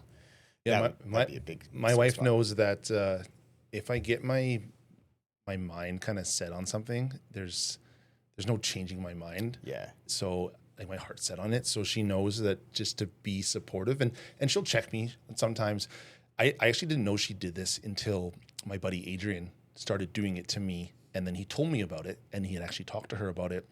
So if I'll have some stupid ideas and I'm like, hey, I should do this. And then if someone says no, I'm going to do that stupid thing. Totally. But if they're like, oh yeah, you should do that. Like that sounds like a good idea. Then I might not be so into it. So Adrian started doing that to me when we were in Bali, when I had I'm like, I can get up there to get a shot. And they're like, he's like, you know what, man, I think you could do that, but the shot might not be that great for what the risk is. And I was like, oh, okay. But she would do that to me. I'm like, I want to do this. And she's like, yeah, I think you should. And we can plan it out. I'm like, nah, maybe not. But if I say something and she's like, no, you shouldn't do that. And I'm like, oh, I'm doing it. It's already done. Is that childhood trauma that just like fuels that decision then, or that reaction? It is actually from, we unpacked this a little bit a couple of weeks ago about like love my mom. She raised me, amazing woman, but I had that a lot growing up. Just, I think it was a little different. I mean, every generation's a little different in how the parents raise the children, but I think I experienced a lot of that of wanting to do things and being like, no, you shouldn't do that, and I'm very rebellious. Yeah, I had a defiance disorder growing up too, where it's like if you said no, I had to. Yeah. So I know now that my wife knows that if she wants me to get to do something, it's say the opposite. Yeah. And I'm like, I'm going to do the dishes. She's like, no, you're not. I'm like, just watch me. I'm going to do the dishes. You know what I mean? Like the smallest of things. And for sure. Oh, you know me so well that you mind fucked me and I didn't know it for years. That's awesome. Good for her. Yeah. Have you been able to support her in any ambitions in the same way she supported you? Yeah. So she, her story, she worked at the hospital for 5 years at the cancer clinic. She's a health unit clerk, and good for her. Oh man. Like all through COVID, she still worked full time, and hats off to anyone that, especially during COVID, any of our nurses, our doctors, or anyone in the health field. Hazmat suits on for 2 years. Crazy. But, or even now, our medical system is obviously stressed. So, I clap for them for what they're able to do, but very toxic environment. A lot of cattiness, not being appreciative. And I told her for a couple of years, I was like, you should quit. I'm like, and this is actually, the podcast is called You Should Quit, and it's about not quitting. But this was really like, hey, you should quit. Yeah. We'll figure it out. You don't need to go. And then she had her summer holidays last summer.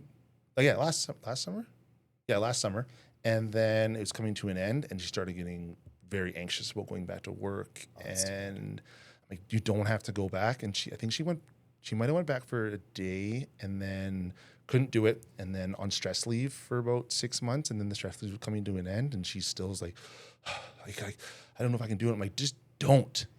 And then she finally made the decision and quit and took some time to figure what else she wanted to do. And she's since started, recently launched a candle business.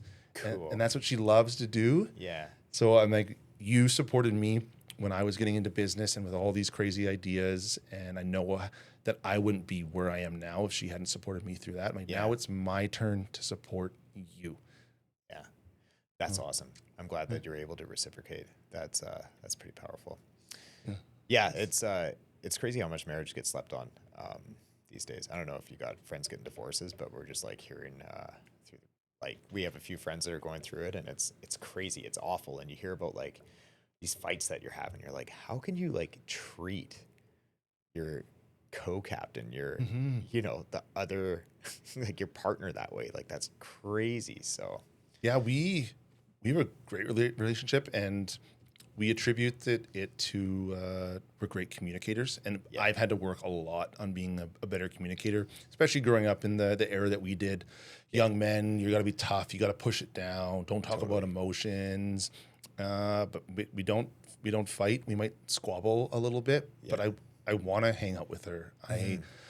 I want to spend my weekends with her. I don't drink. I don't go with the boys. I got friends, and they're just waiting for the weekend to get away from their wife. I'm like, I'm waiting for the weekend so I actually have time to spend with her. Yeah, absolutely. For sure. And it's like, why isn't that normalized? You know, why is that kind of an outlier situation where you're like, I cannot wait to hang with my wife instead of exception in the rule, right? Like it's, I assume your relationship is probably pretty similar with how supportive you said your wife is. Yeah, she's awesome for sure. Yeah, and like the amount of stuff that she has to put up with. Again, it's just the ideas of like I should go to space. No, well, yeah, you could try, but I should do the Silverback Marathon in space. Yeah, she tolerates a lot of these like ridiculous ambitions, and she does a good job of being able to like filter through what's realistic and what might need a year or two of development still. So, yeah, and then she's obviously at all the comps that I go to, and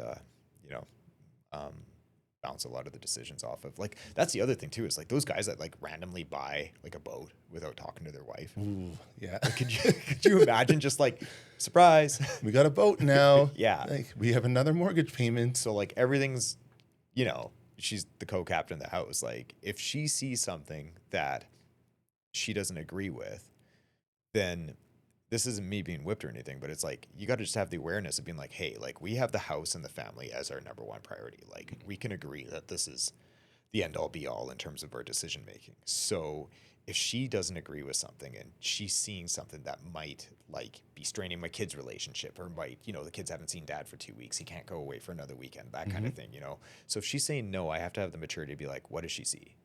Like, yeah. And so I think that, and she's good about it too of like, hey, I've made Jeff do X, Y, and Z for this time. Like he needs to go and blow off some steam or whatever. So there's that mutual kind of like just ensuring your co-pilot's, in tip-top shape. Yeah. I think as well, I think you're probably pretty similar with me is sometimes you might get that one-track mind and you're so focused on what you're doing that you don't notice the spin-off effects that are happening from it. Yeah. And then like my wife will be like, she checks me. She's like, hey, you leave for work, you get up at 4:30 in the morning, you go to the gym, you're not home from work, or you do a podcast after and it's 10 p.m. and I don't see her that day. She's like, you did that 4 days in a row. It's like, you need to be home. I'm like, okay, because I would just keep going and I burnt myself out many times, but I don't notice it. She's like, you need to slow down.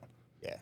You have to take a weekend. You have to take a day. How does it go when she tells you that she's seen that you're kind of burning the candle at both ends? We've been together 8.5 years now, and at first I would push back a little bit more, but I was also not as confident in myself. I wasn't as aware of my emotions and anything sort of in that ilk. But now she'll say it, and I'm like, okay, like she knows me better than anyone else. If she's seeing it, and she's seeing it before I'm burnt out, I gotta take a step back. I gotta slow down a little bit. She's kind of like a coach in that sense. You know what I mean? Yeah, absolutely. They'll tell you what you don't want to hear, but they're looking out for. You need that in your life. I fully believe you need someone in your life that is willing and strong enough and knows you well enough to, even if you're going to blow up at it, to tell you the things you don't want to hear. Because if I'm sure I would have had many more injuries, or you get to the point of burnout, and if you're truly burnt out, it could be weeks, months, years before you can kind of get back to that. But if you have someone to check you and be like, just take a day off. Just like this weekend, instead of being busy from 4 a.m. to 10 p.m. on the weekend like you are during the week, like sleep in. I was like, no, I can't. She's like, no, like just don't set your alarm. And even if it's I sleep till 5:30, that extra hour and a half Yeah. resets me for the whole week. For sure. I'm getting kind of little goosebumps just. Yeah, she knows me very well. I'm very, very lucky to have someone like that in my life. That's so cool. Yeah, no, I think that, yeah, I don't know what to say to that, but it's very cool. I feel the same way. There's a lot of that resonates with me. Definitely echo a lot of that for sure. Like I supposed to do a race this weekend. Are you okay? I was supposed to. Okay. It was past tense. Right. But with my back being out, I was gonna pop some Advil and I was gonna push through it. Right. But then the same day, so the race is in the morning and it's a 4x8 relay. Okay. And I was gonna run the first one because we're going to a wedding in the afternoon. Oh, gotcha. So the race starts at 9:30 and the wedding starts at noon. This is sounding dicey. So I'd have to get out there, run my leg in under 2 hours, rip back into town, try and get a shower and get to the wedding. She's like, you can't. Your back is out. We have to do this. And that was this morning.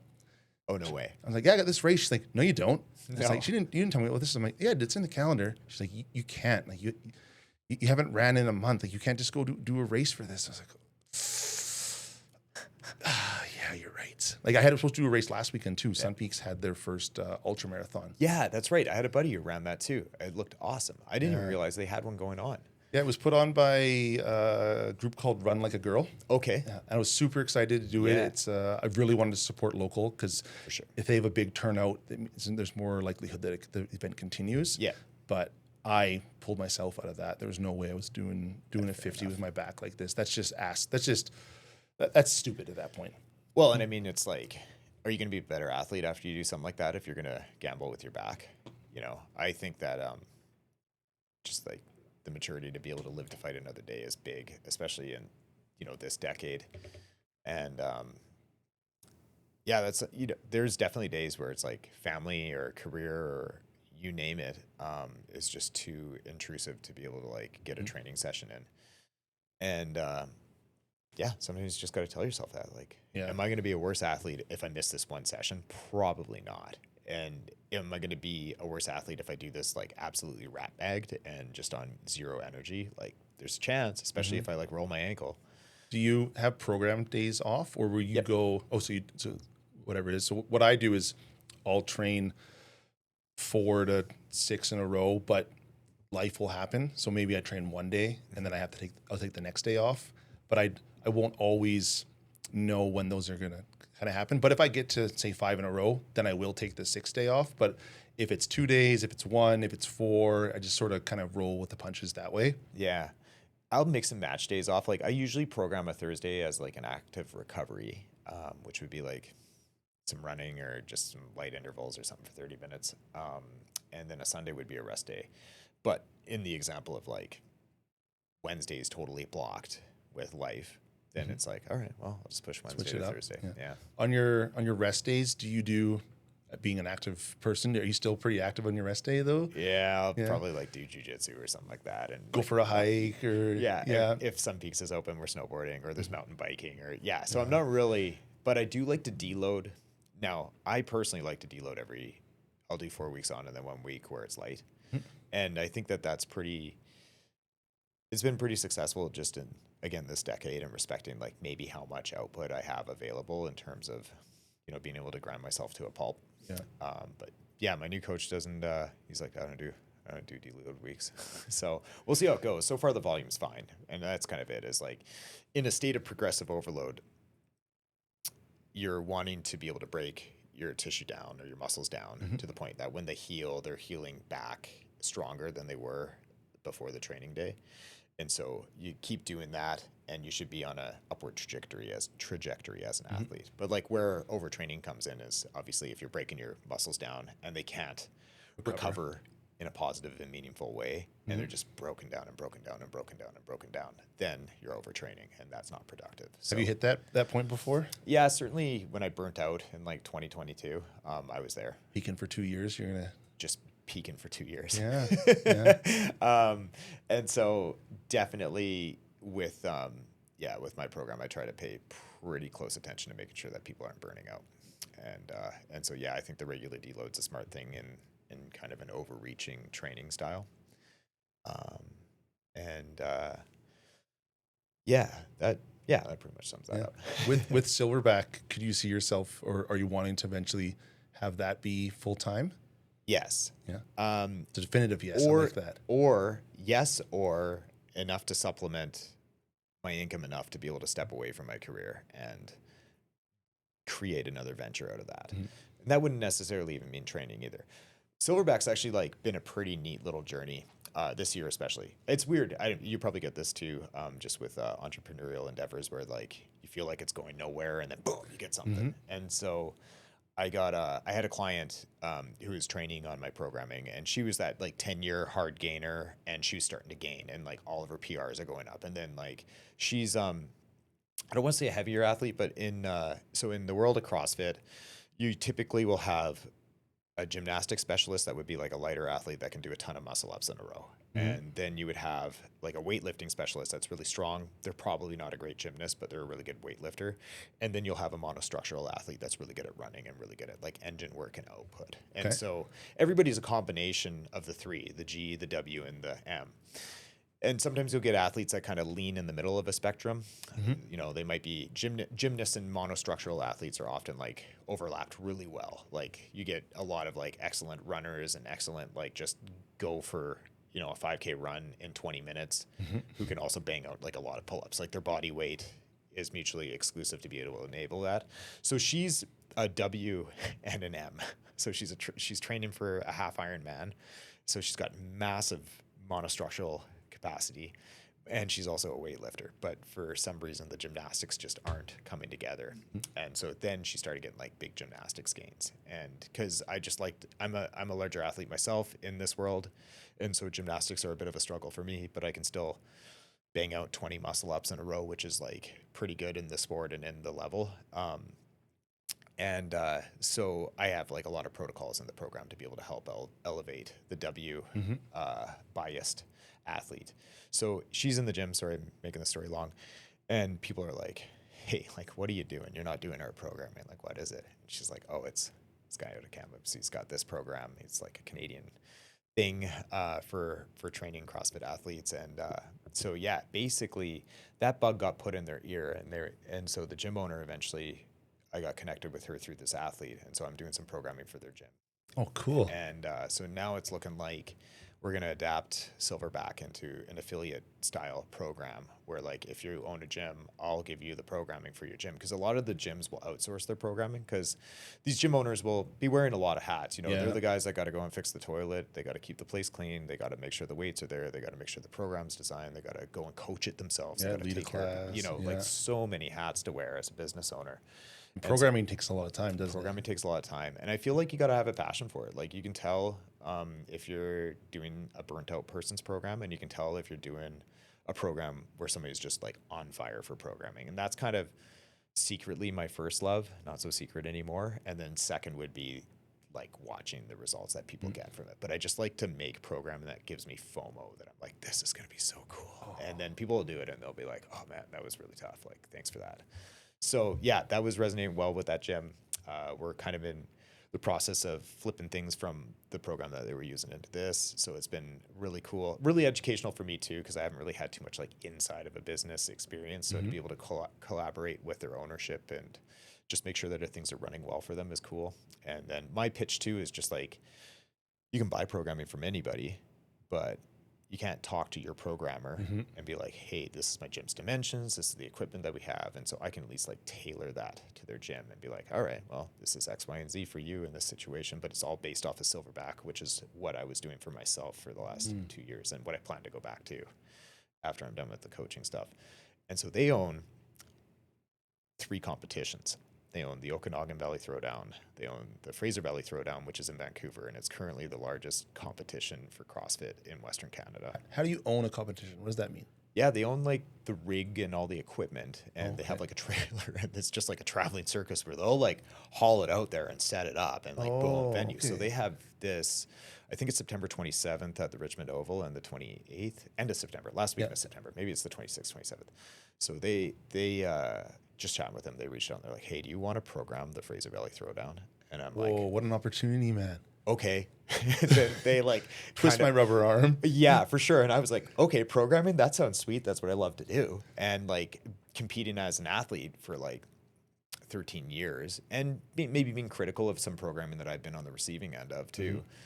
I thought it was a cool place for me to put my money where my mouth is. But then they kind of like peel back the Wizard of Oz curtain and you're like, oh my God, there's so many moving parts behind programming. So I write the programming, but then like I also have to make sure that like the scorecards are going to be good for the volunteers that are using it to judge their athletes with, and cohesive and flow well as like the equipment loading team has to be instructed on like what each lane for each athlete needs to be loaded properly with. And then there's like 12 different divisions. You got like the competitive division, but then you got an intermediate and a beginner division. And then they got age group divisions for masters athletes and teenage athletes. And then they have team divisions of competitive intermediate. And so it's like, oh, that's a lot of programming to do. Wow. And like sometimes you'll like nail a competitive programmer's workout and or like tests that they have to do in the competition. There's usually 5 to 6 that they have to do.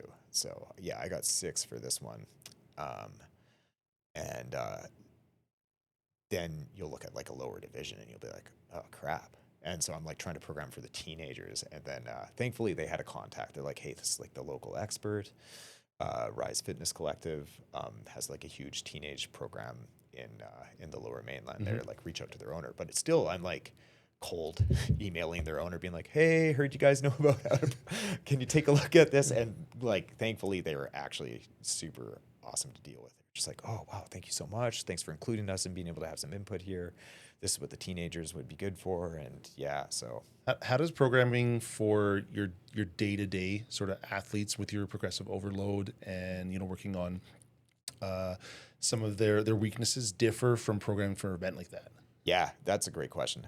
So in terms of an event, I'll start with the event because that's the easier one. Yeah. The event, you are essentially wanting to assess who's the fittest there. And so in order to get a picture of like who the fittest is, we got to test their strength properly.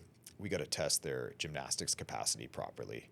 And then we got to test their monostructural capacity. So making sure G, W, and M are respected is massive. And then I personally liked traditionally, there's been a couple of different perspectives to look at. There's like this one competitive organization called IF3, the International Functional Fitness Federation. And they're kind of, I don't know. I shouldn't. I didn't really like their programming because they would be like, here's the weightlift program, and it would just be like a 1 rep max, and then they'd be like, here's the gymnastics program, and it would just be like a bunch of gymnastics, and then here's the run, and then we'll do like 1 CrossFit where we blend the 3, or 2 CrossFits where we blend the 3, and that's it. And one's a long window and one's a short window. So they make sure that they hit all their stuff totally precisely, but it's boring because you're just like, Yeah, I was gonna say, like, all the CrossFit things that I've watched in the documentaries, so there's an event, and then is there like what is this, a workout? Is that what it would be called in yeah, it? yeah, workout, a test, and event. Yeah, for sure. So like whatever the test or the workout is, it's a blend of different movements. It's dumbbell snatches or kettlebell snatches, Yeah. and then with lunges overhead, and then there's a sandbag or something, and that's what really is exciting for me to watch. I'm like, that guy's got a 150 pound sandbag, and he's doing lunges, and now he's doing muscle ups on rings, and like, Yeah, that's and what I it's want to see. so cool too when you see like an athlete with, say, a deep weightlifting capacity having to finish 30 ring muscle ups for time or something like that, and the gymnast took like an extra 40 seconds to work through the weightlifting stuff because that wasn't, their wheelhouse, and then they catch the athlete in the lead on the muscle ups. It's so cool to watch like the different capacities and specialties work through a blended test of all the stuff. So yeah, I've biased one workout to have like weightlifting as the component, but I don't really want to have like a 1 rep max. I would rather have like, 10 clean and jerks at 225 and then do something else. And so like the strong athlete can get through that barbell faster than the weaker athlete, but that something else might bite the strong athlete in the butt, especially if they don't have the lungs to carry it, or vice versa. We got like, I got an event that has it has 30 sandbag cleans with 150 pounds, but it also has 250 feet of handstand walking. So it's like, I was about to bring up the handstand walking. who's going to win here, the gymnast or the athlete that can move a 150-pound sandbag around 30 times? It's like, that's a tough call because that's 250 feet. That's a long distance to handstand walk. For each of those different, was it W, M, and G. Yeah. For each of those, would you say that each of them has their own most difficult movement? Yep, for sure. So I think you could like, and we're getting a little away from like how I would program Silverback, but I like. So I'm just really curious about that. Yeah. Yeah, for sure. So I would say at like the foundation of a strength movement would maybe be a deadlift, like get the bar from the floor to your waist, and then the pinnacle of the strength movement would probably be the squat snatch. Get the bar from the floor to the overhead position, caught in an overhead squat, and then stand it up. And so the difference there in the two both have a hinge from the floor, but one has a tremendous amount of technique and flexibility that's required. Similarly with gymnastics, you might say like maybe the most basic gymnastic movement would be like a burpee. Okay, yeah. And the most complex gymnastic movement would be like handstand walking or a ring muscle up, or make it strict, or a strict legless rope climb. Ooh, okay. Yeah, so there's definitely a sliding scale too. And so obviously if you're an intermediate athlete, you're probably not handstand walking 250 feet or doing a legless rope climb, but certainly for competitive athletes. And certainly there's a crowd there and they want to see competitive athletes get lit up. And I definitely want to light a competitive athlete up, both as like a guy getting FOMO because I can't do my own programming in a competitive setting because that's unfair, but also just like seeing how the Vancouver athlete base will respond to that kind of testing. Okay. Yeah. Hey, thanks for explaining that. I had that question in the back of my mind, and sometimes when I'm doing this, I try to like hold on to the question, and then we get down this other rabbit hole, and then maybe I forget about it. I'm like, I want to know right now. I'm gonna butt in here. So keep going about the programming part there. Yeah. Well, I'll just finish it too with like programming for a competition. I just want it to be undeniable that like whoever's on top of the podium was the fittest person in that room at that time in that division. So you make sure it's each of the different modalities. Otherwise, if it was just really heavy on the strength, exactly, then a strength athlete wins it. Yep. And so there's no weight classes in CrossFit. There's no differentiation between athletes aside from gender and skill level. And so if they're going in a certain skill level, i.e. competitive, and they are a certain gender, there's only two, sorry, then like that's what they're going to get as the programming. So the winner of that needs to be, so if you have just a ton of weightlifting and then make them do like 30 burpees or whatever, and you had 100 reps of weightlifting, that would be way too biased to the W. And so as an athlete, as a spectator, as anybody who's participating in there, you'd be like, that event wasn't balanced properly. So making sure that the balance is there for all three of those modalities is like, that's the most important part. And then also having some skill and some coordination. Like I want like a strong athlete or maybe a really good gymnast to mess up because there's an athleticism component there, or like they're getting pushed by a competitor that's making their lungs burn too hot, and then they make a silly mistake because they're too tired. Like I want mistakes to occur too. I want like athletic IQ to be able to resonate amongst those three, and I want just like overall fitness to kind of prevail. Yeah. I like that you brought up the athletic IQ because it's definitely something where if you push yourself, it's the same with running. If you push yourself too hard in the first 5K and then you burn out in the last 5K versus that guy that knows or girl that knows, okay, this is the pace I need to hit for each of my splits and just cruises to the finish and pushes hard that last 2 kilometers when they know. I mean, the same thing, say you program it, totally. The last thing they have to do is burpees. They save enough energy so that when they finish the burpee, that last one, and hit the bell or whatever it is, they don't have anything left, but they time themselves for that. Exactly. Yeah, that timing is so key too. And, as a programmer, I want to be making traps and I want to be making like things that'll bait people into like making a wrong decision. But yeah, as a competitor, like you have to have the wherewithal to be like, no, I'm not biting on that one. And how's early before the specific workout do they learn what they're doing? We're looking at making sure that all the events are going to be available a month before the competition. Okay. So the athletes will have good time to prepare, and we'll be looking to get some out pretty soon. I want to say it's still July, so I'd imagine August we'll be releasing some. And then on top of that too, I didn't even tell you about this. So they own the Okanagan Valley Throwdown, the Fraser Valley, which I'm programming, and they're just launching the Bow Valley Throwdown in Calgary. And they're like, "Can you program that too?" So I have that one that I got to deal with as well. And so Good for you, man. that's silverback right now, where I'm just like, "Oh, okay, Yeah. I got X amount of athletes that are like signing in and punching in and giving me feedback and sending me texts about it." And then I got a gym, and then I got competitions now to program for, and it's like deadlines are coming and things gotta happen there. So you've got silverback and you've got athletes and Yeah. you've got gyms Yeah. and you now have competitions.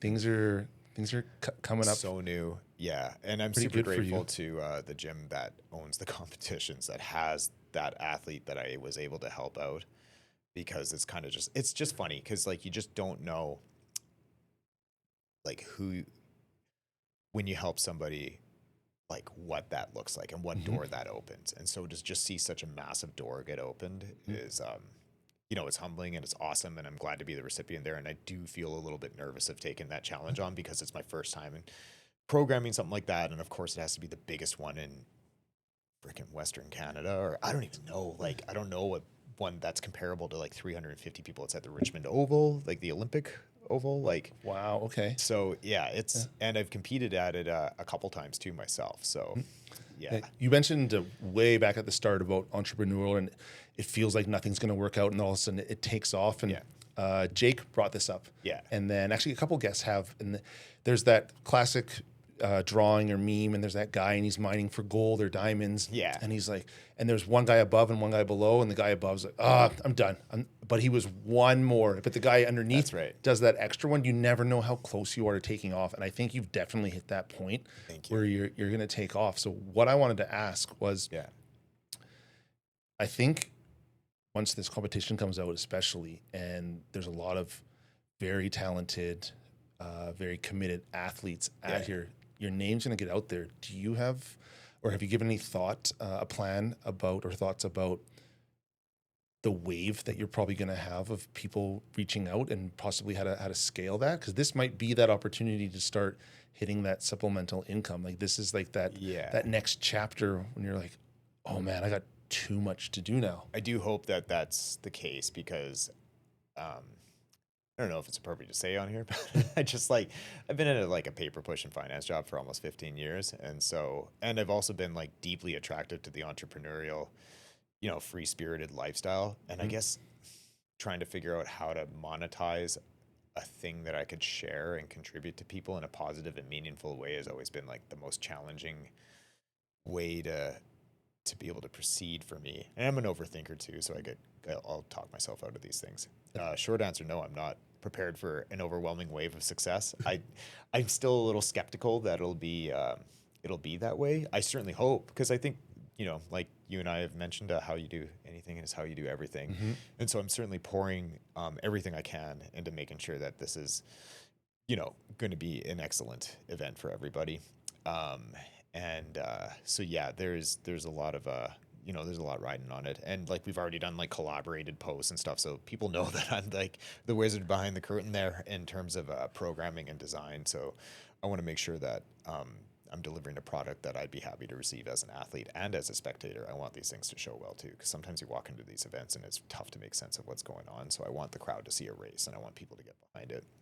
Well, you clearly have the passion, and you clearly have the knowledge. And if you are helping, like you said, you're not old, but these old dog athletes who have been at it for so long, and now they're starting to see progression where they hadn't maybe for weeks, months, years.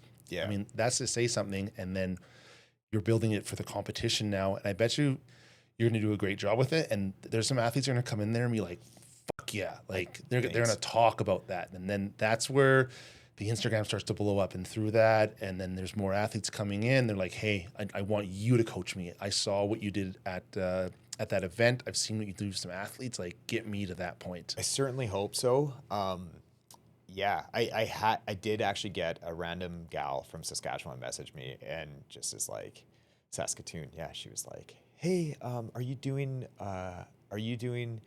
a competition prep program for your competition? I was like, I feel like a little uneasy about doing something like that where you have to like buy my thing to be successful at my event. So I was like, no, I'm wanting to make sure that it's fundamental and it's true to the sport that's already established. However, if you just do my normal programming, which is free 2-week trial and $19 US a month, then I promise you'll be prepared for it.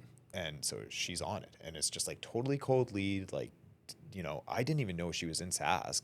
And so I'm like, by the way, I'm actually like biasing my program towards some other local competitions that are here. Cause if you're in BC and you're on my program, I'll make sure that it'll prepare you for anything that's going on in BC. Yeah, So okay. there's like the Grizzly Games in Kelowna coming up next weekend, which I'm going out to compete at. So I've had some Grizzly Game stuff, competition prep already sprinkled into the programming. She's like, oh yeah, well, that's cool, but I'm in Saskatoon. I'm like, oh, okay.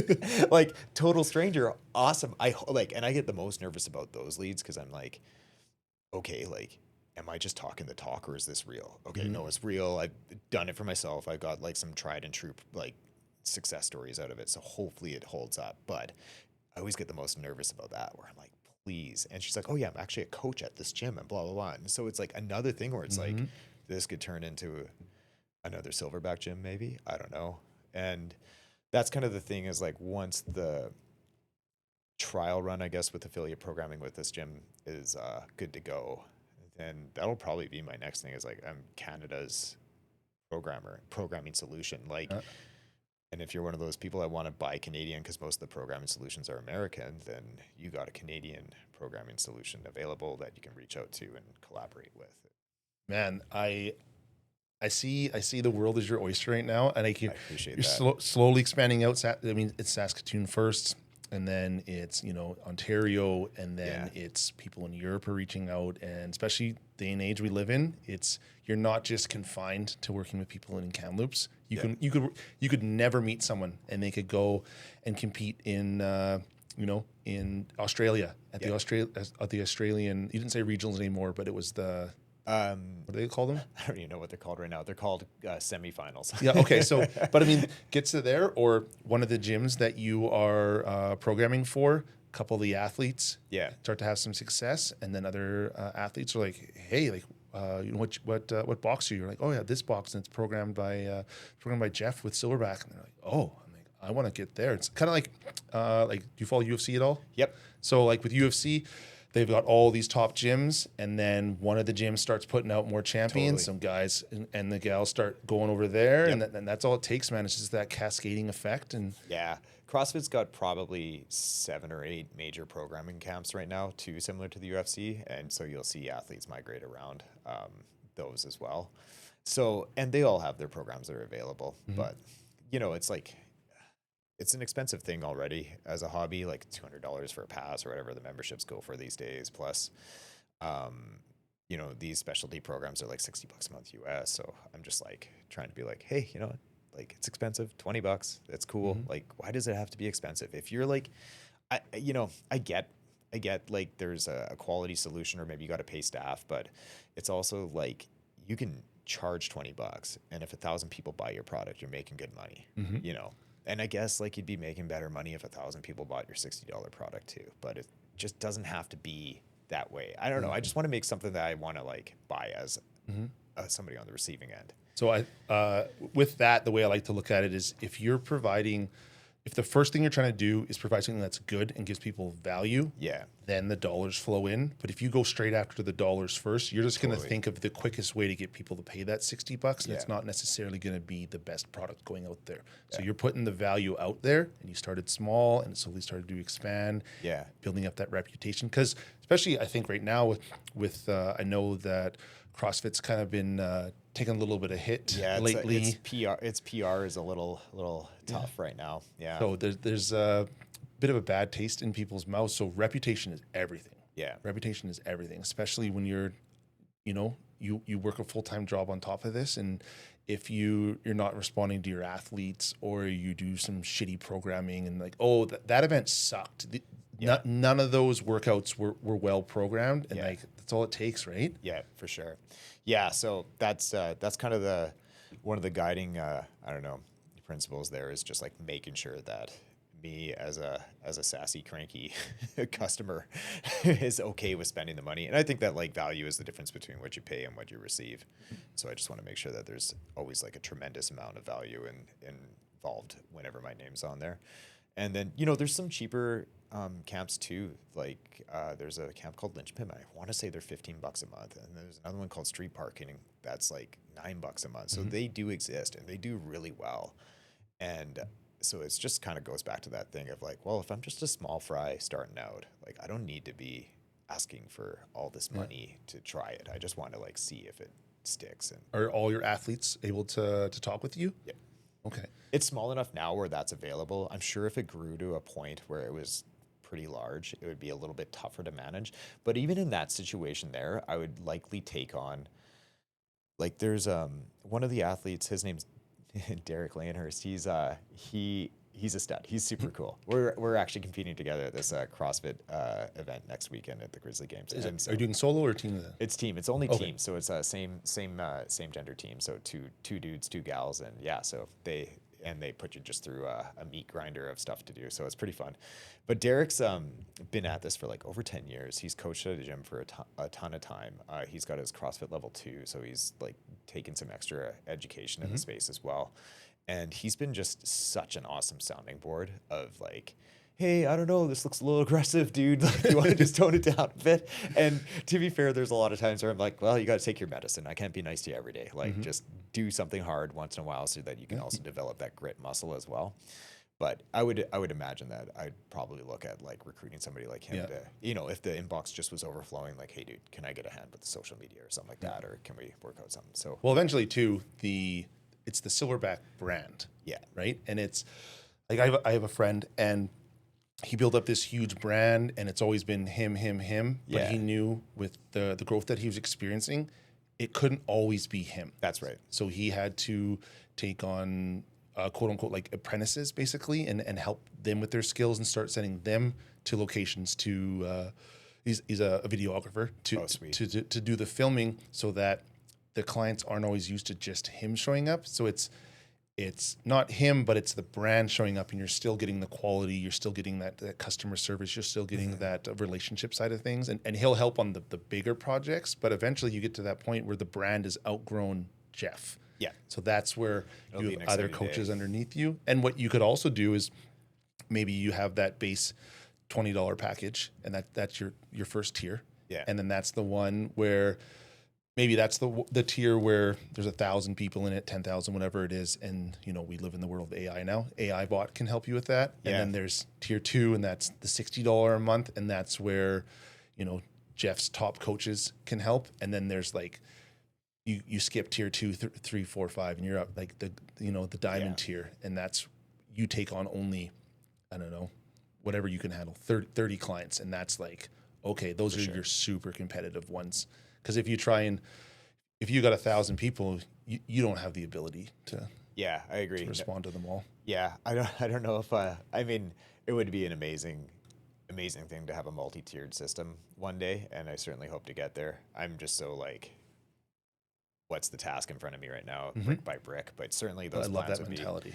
those plans would be really fun to explore, especially being able to like branch into another sport, like making a jiu-jitsu specific training protocol or something like that. I do have a secondary program on this that's included with it called Everyday Athlete, where I just want like somebody with a pair of dumbbells to be able to get a good workout in. So, and it lines up with the main track as well. So you can like flip in and out, or if you go to a hotel and you need like a watered down hotel workout version, then you can just flip the track to Everyday Athlete. So you're checking a lot of boxes with them all. I like this. Thank you. You're not just focusing on one stream. You're making sure that it's accessible to everyone. Yeah, so my wife does Everyday Athlete quite a bit because she just doesn't want to be. She had a like L-spine surgery a couple of years ago, and so just some of the movements might be a little uncomfortable. So Everyday Athlete, just bring the dumbbell and go for a run, and yeah, that's kind of her jam. So yeah, the accessibility piece is important to me, and just making sure that like not everybody wants to be squat snatching 200 pounds or whatever. So making sure that they can have like an affordable, easy plug and play programming solution where they can just open up an app. It's all right there. They can check the boxes and I can see their progress. Wow. So do you train anyone here in Kamloops in person? No. And I have had some personal training clients, but my bandwidth is pretty zapped with Silverback and competition prep. And it's funny because like one person takes about the same amount of time as programming like Silverback's base track, which is like what I do for myself and the athletes normally. And so then the base track is where the foundation's laid. And so the gym stuff is all based off of the competitive stuff. And then the everyday athlete stuff is all based off the competitive stuff. So it's very like, not like copy paste, but like it's easy to kind of branch out and make sure that those branches are filled in properly. Mm-hmm. But if I personally train somebody and make a personal training program, then that's just as much time, if not more. Yeah. And then it involves like a ton of collaboration with the client to make sure that the client is doing well too. So it's not something that I really go to too closely. I'd consider it, especially if there was somebody in that space that is like, hey, I want to get to the next level. Like, can you help me? But also I'd point them to my coach too, because my coach is like crazy technical and way better at than I could be. Like the way that he picked apart my movement patterns compared to how I could pick apart somebody else's movement patterns when they're trying to break through to that top percentage. It's just like there's levels to it, right? There's levels to it. Yeah. So I don't know. Again, even with the personal training stuff, it's like it'd be better in my coach's hands than mine. You know, you'd love to hit all these huge goals. Do you have a hard time looking ahead to the future and being excited about those things because you have so much going on now? Like, are you more present? My future ambitions are just so cynical. It's just so like, yeah, it probably won't work. Yeah. But so like the brick by brick mindset is just more of like, it keeps the cynicism out of it, where it's just like, I have a job that I have to do right now, and it's got to be making sure that these things are laid properly and lined up properly and the quality's there. And so when, I feel like that keeps me focused. It keeps me getting like, you know, the cart ahead of the horse. And yeah, I don't know. I just am kind of a jerk and have a total like lack of faith in things being amazing. So and as much as I want it to happen and as much as I want to dream big, I also just, I don't know. I wanted to be a rock star as a kid and I never got to be a rock star. And, you know, I wanted to be a stock trader, and then, you know, paper pushing in finance companies are lame. So it's like, it just, you kind of like, I don't know.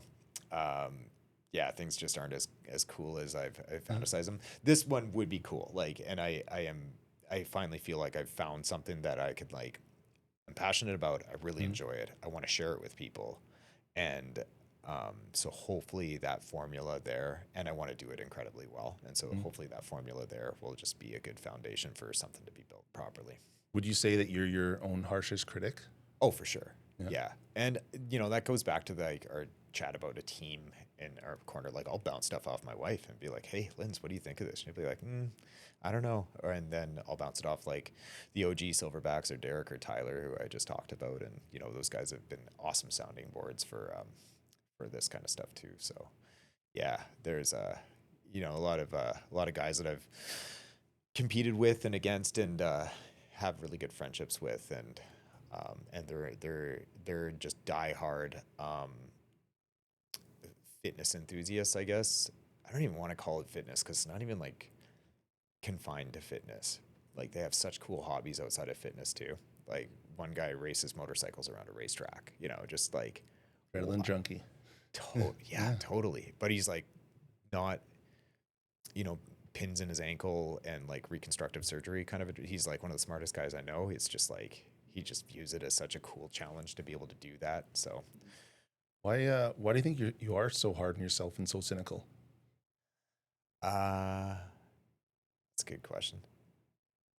Did it have anything to do about how you said you grew up with the fat kid, last one picked? Do you think that has never been really fully unpacked? Something to prove? Yeah, you know, I I don't know where the origin came from. I had a bit of a colorful upbringing, and had a step family, and they were both really good musicians. My two stepbrothers, like really good, and that stoked the fire in me to like learn to play guitar in like grade 8 or 9, just watching them jam. And we were all around the same age. Like, my one stepbrother was a couple years older than me, 2 years older than me, and the other one was my age. And so watching their musical aptitude just take off was awesome, and I wanted to be a part of that. Not because of like the externals of like fame and glory and all that stuff, but just because of that, like, it was probably the first thing I fell in love with the process with. And so but and one had a saying, he's like, once you're satisfied, the game's over.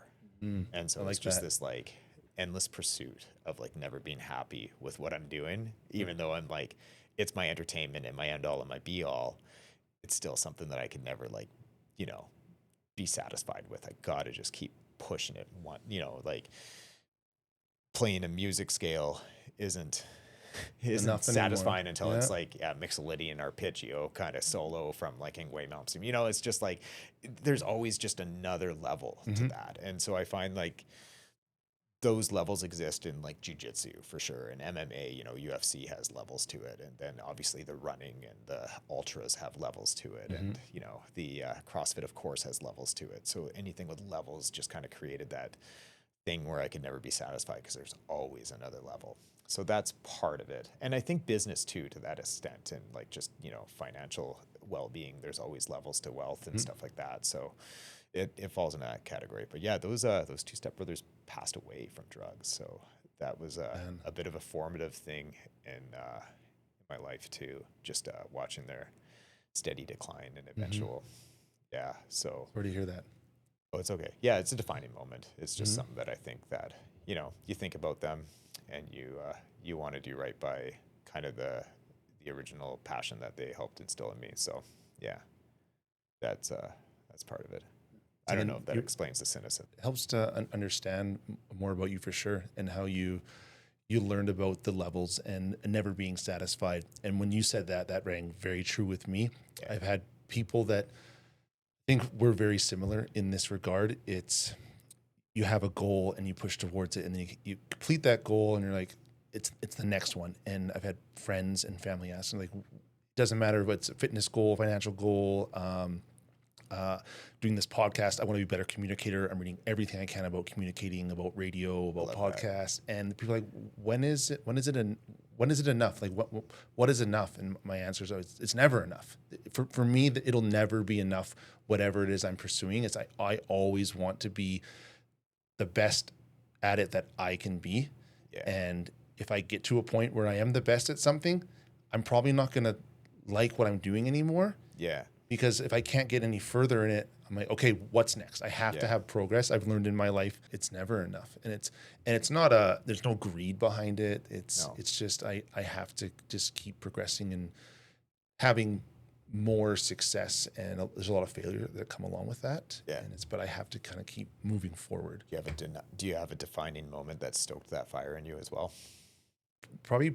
Part of that probably would have been, so I got in a car accident when I was 18. Yeah. I got in a head-on collision on the highway. They didn't think I would make it from the accident to the hospital or through the first surgery or through the second surgery. Long story short, I've totaled a couple of times, but guts were all fucked up. I lost 50 pounds in the hospital in 29 days.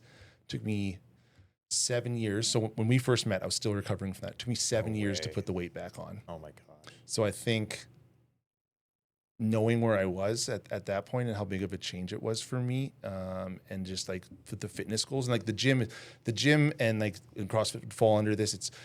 Those are places where no one can ever take away from you what you've put into it. I saw your story that you put up about it, or sorry, your reel, and that was pretty powerful stuff there, especially the scars and everything, and to go and not only take on 80K runs or the charity, but also like I know you accumulated a massive amount of strength, and you said you squatted 500 pounds, which like how many people do you know squat 500? I don't squat 500. It was actually 505.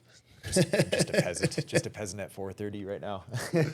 So yeah, it's a tremendous amount of work to be able to kind of to achieve those, and obviously coming out of a life-threatening accident. Oh, it was quite the game changer. But thank you for asking me. Not a lot of people turn the kind of the questions around and ask me. So I like when I have to think deeper too. It'll make a great clip. Yeah, it will make a great clip. Yeah, I want to ask too. With getting into CrossFit, and you said working financial and paper pushing. At any point along in that, did you have like a darkest moment when you're like, nothing's going your way, and you're like, what am I kind of doing? Yeah, I have. Not so much with CrossFit. CrossFit's always been there for you. Oh yeah, in the same way that like there was a sense of maybe physical freedom or pride that you could take in the work that you're doing and seeing the results, and just, you know, as a human being, being able to go do whatever I wanted with my friends. Like if I had a friend that wanted to go and run a race or whatever, like, yeah, me and Ty, we really wanted to compete together. And then the competition ship kind of sailed on us, and he was like, yo, you want to go and do this off-road adventure race? And it was like 50K of mountain biking, trail running, and kayaking. Oh, cool. And then they had like checkpoints, and you had to navigate it all. And so it Like was, with a compass? yeah, it was called MOMAR, Mind Over Mountain. And so it was like sweet. You could just like hop into that without training and just go and like slay that. And so those things, that physical freedom was always there. Or like my kids, you know, like you don't always want to play with your kids, but you're always able to play with your kids and ready to play with your kids. And yeah, so that would be another one, is like, you know, a partner who like needs to do something around the house, or like as a parent who needs to, you know, be the horsey for the kids. It's that stuff's always there. So like I'm grateful for like to all that physical training, to be able to have all of that physical liberation. And, you know, especially because there's so many excuses these days now, especially in the 30s, of like too tired, you know, to whatever. Oh, I had beers last night, I don't feel like it. Like, oh, I'm too fat for that. It's like, like you don't have to be. Darkest moments in the career. Yeah. It's like a bit of a golden handcuffs. Hopefully none of my coworkers listen to this. And just you know, it's financial customer service, and it's not, you know, it's people's money, so you're gonna get a ton of attitude and stuff like that. So it's not like the most satisfying thing. And I'm working for a guy who's millionaire, and it's just like you just like, okay, I'm making somebody else rich. Like this isn't. This is where I'm spending 4 hours of my week, but it's taken away some of my mental bandwidth or my mental health, or like inter-office fighting, or fighting with whatever. Or, you know, as a service provider, you always got to take the blame for everything that goes wrong. So there's a lot of like just kind of being the butt of whatever in order to be able to be a good service provider. So that's mentally draining. There's been a lot of dark times there. And yeah, that's kind of part of the silverback maybe motivation, is to be able to, you know, keep providing such a quality product that maybe one day I won't have to work there. But yeah, it's annoying too. I don't know. I've like gone and career searched at other things, and it's frustrating because I didn't really like get any extra education outside of the degree. And so that's something that like other employers want to see, or it's like, why didn't you? It's like, well, because that's not something that was needed for the company that I work at. So just, I don't know, kind of feel a little trapped there, needed to keep the family and everybody happy and healthy and secure and all that. So it's a little bit of a necessary evil, but it won't be forever.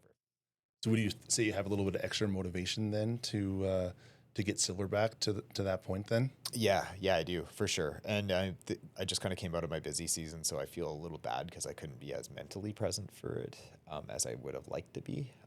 But it's still just so manageable that it's not like I need to hype myself up to go and program. Like I love doing this stuff, and I love like creating tests for people on the daily. Doesn't feel like work, right? Get them excited. Yeah, that's like my first rule about it too, is it's got to be fun. So yeah, and it's not necessarily fun as in like a Zumba class or, you know, a spin class where it's like, forget about your boss, forget about the bad energy, we're here for you. It's not that kind of thing, but it's like, you know, a meaningful challenge that you can work through on a regularly, and get that all the time, and it pushes you. But yeah, I had a good conversation with my coach about exercise for entertainment versus exercise for success. And so it's got me like thinking about like, are my protocols just entertainment, or are they actually success? Well, I think some of the programming that you have to do, like you were saying for the competition, you want to see a race. I think there's got to be a little bit of opportunities for those athletes to have a bit of like showmanship throughout there. Yeah. Because people go there and it's like someone watches football on a Sunday, or they're watching like a hockey game. Totally. Like, yes, those are top tier world class athletes, but at the end of the day, it's a product and it's entertainment. So if there's not eyeballs on the sport of CrossFit, and you're putting this in, then there's no athletes competing in it to try and get to the next level. I mean, I guess they're not all just competing for money, but at the end of the day, someone puts on this event, they're looking to get a return on their investment, right? Oh yeah, for sure. You gotta have a bit of that entertainment in there while still finding that balance with seeing who actually is the fittest on that day. Yeah, exactly. Exactly. Um, yeah. So yeah, and I know you asked about the programming and what that looks like compared to competition programming, and so that's kind of where that nuance is necessary because you want to be able to like deliver a competition that preps somebody to be able to go and lay it on the line, but you don't want to blow them up with like too much overload and too much intensity because that's not necessarily Maybe the last sustainable. workout. Yeah, like I like to do it once a week where I have full send Fridays. Okay. And so just like Friday's a good day to full send it. So Yeah. that'll be it. But like, a Tuesday would be like more of a gymnastics kind of focus day Yeah. where they're inverting themselves or, maybe pressing a bit more. And so it's like, yeah, or like, I want to make sure that somebody's getting like a 20 to 30 minute window too, where they have to like tap into their aerobic capacity instead of their anaerobic capacity. So I try to balance all of that when I'm doing the programming. And then I try to balance it around like the CrossFit season too. So like the open is in the first quarter of the year, and that usually demands the most anaerobic capacity out of athletes as well as the sharpest techniques. So maybe I should rewind that. The quarter before that is all about like technique refinement. It's very Olympic lifting heavy, not heavy Olympic lifts, but just like lots of reps and lots of light reps to make sure technique's perfect. And then gymnastics too, the kipping gymnastics and everything like that are getting refined in that, so that when they enter into the open season, they just got to work on their lungs and their technique's already there. And so then it's very lung focused, and then they go and they do the open competition, which lasts 3 weeks, and they're prepared in terms of their lung capacity, they're prepared in terms of their techniques, they're prepared with previous year's open workouts so that they kind of have like a stimulus that they're being trained for.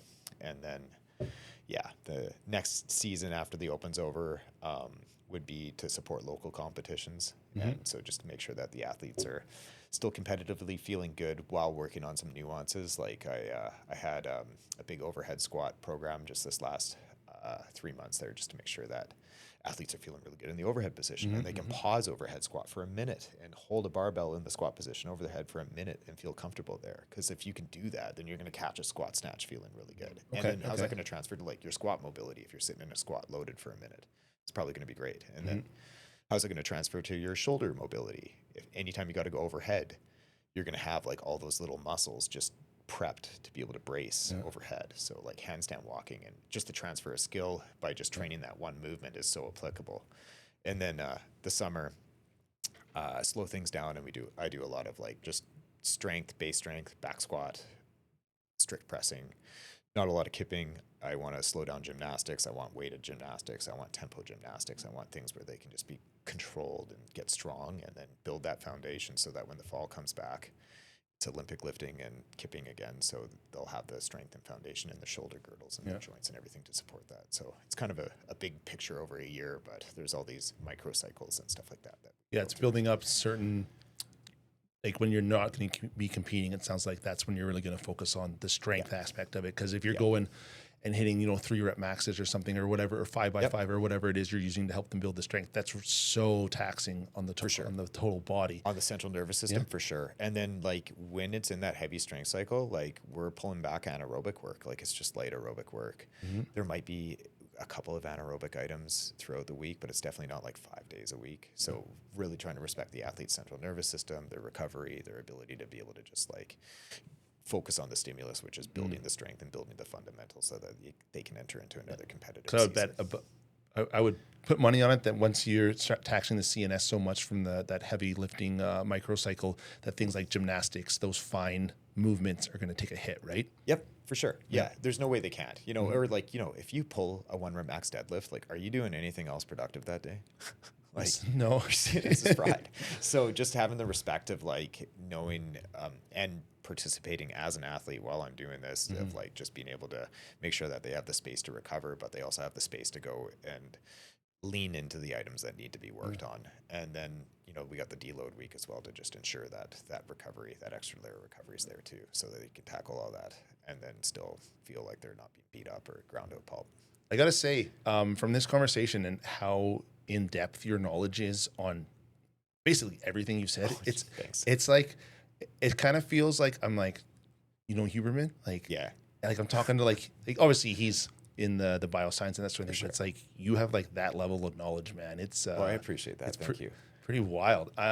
With that being said, and on all your knowledge, I do think you're going to see quite a big growth from these competitions that you'll be programming with gyms. What do you see the next year for yourself? And yeah, how you gonna tackle that? And does that next year help you get to that point where it's not Jeff the financial guy, it's Jeff the silverback? Yeah, that's a great question. I try not to get too far ahead of myself just because I am very much like what's the job that immediately needs to be taken care of. Very present.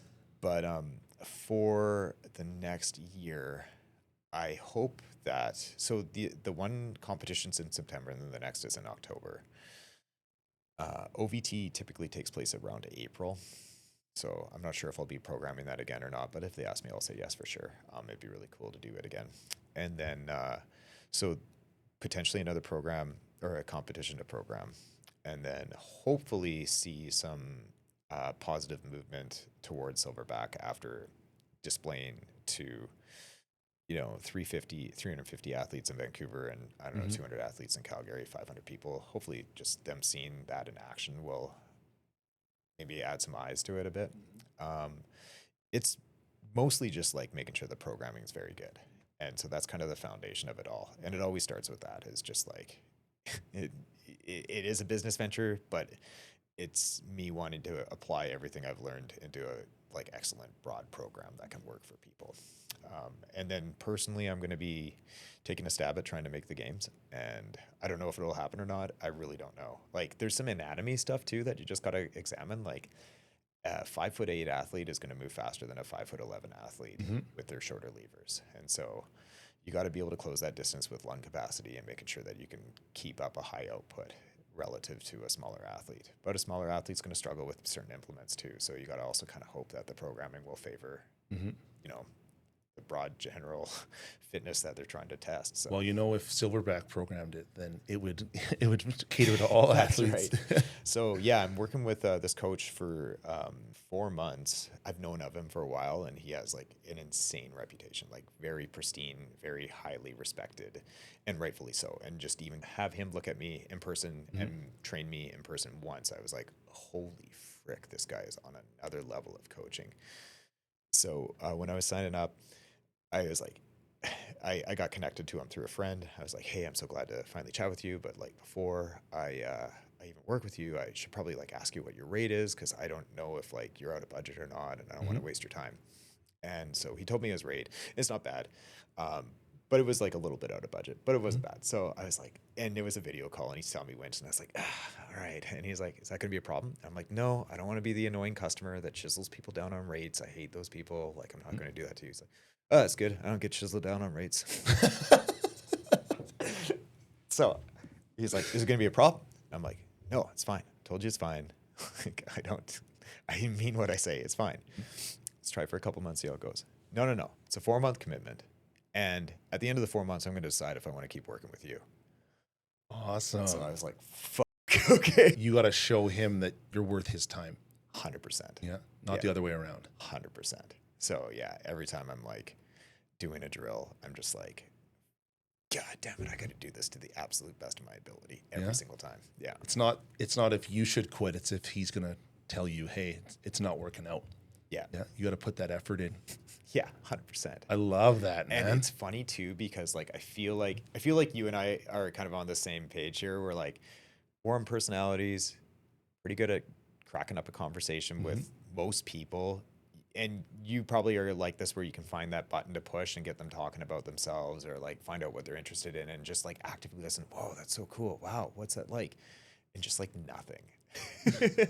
Wow. I cannot like get through to him. He's got like such a, so, but that's not even to say anything bad. It's just like, he's an introverted guy who is very like knowledgeable and just is no bullshit. And it's just like, okay, cool. That's probably like, and I know if it was any other coach, I would be, as a coach, trying to crack holes in their approach. So to just have this like monument of a personality that I have to answer to, there's like zero room for defiance or what ifs or arguments or anything. It is just totally like, yeah, okay, you say I got to do it, I got to do it. Like, I trust you. So I appreciate that too.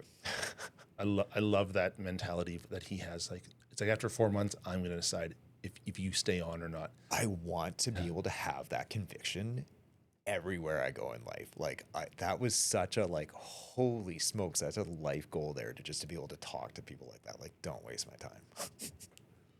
Was he the same in person? Was he as, He was warmer. warmer? Okay. But like, so that last comp, I snatched 265. I'm feeling pretty good about snatching 265, turning 40. Like that's, in my weight class, that could be, if I went into the Olympic lifting teams like Team BC, I could apply for Team Canada with a 265 snatch. Wow. In my body weight.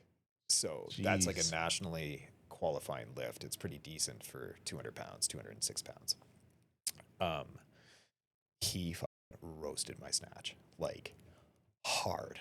And that's probably like a really weird thing to say for a bunch of people who don't really know what a snatch is, but like the technique of like my pull off the floor is like needs to be fixed. And I thought it was good. And I've watched like so many videos and like so many things on like how to snatch properly. And I like follow all the heads of the space and I'm like trying to emulate all the best lifters in the space. And he's just like, just talking about like this torpedo forward torso and the way he taught the class too. He had like this whiteboard and he brought everybody around the whiteboard and he drew diagrams of exactly what he wanted out of his athletes, and then he would just get to work. And then he would just be like, you know, it was 45 minutes just on the snatch, and for the first 27 minutes of the class, we had to stand on 5-pound change plates with our feet our heels half hanging off the back of the change plates, so that if there was any like inconsistency in your foot pressure on the floor, you would hit the floor off the change. What's a change plate for? Like a for 5-pound plate. Oh, okay, yeah. Yeah, like a thin plate that's about like 2 centimeters thick. So you're standing with the balls of your feet on that plate with your heels hanging off the plate.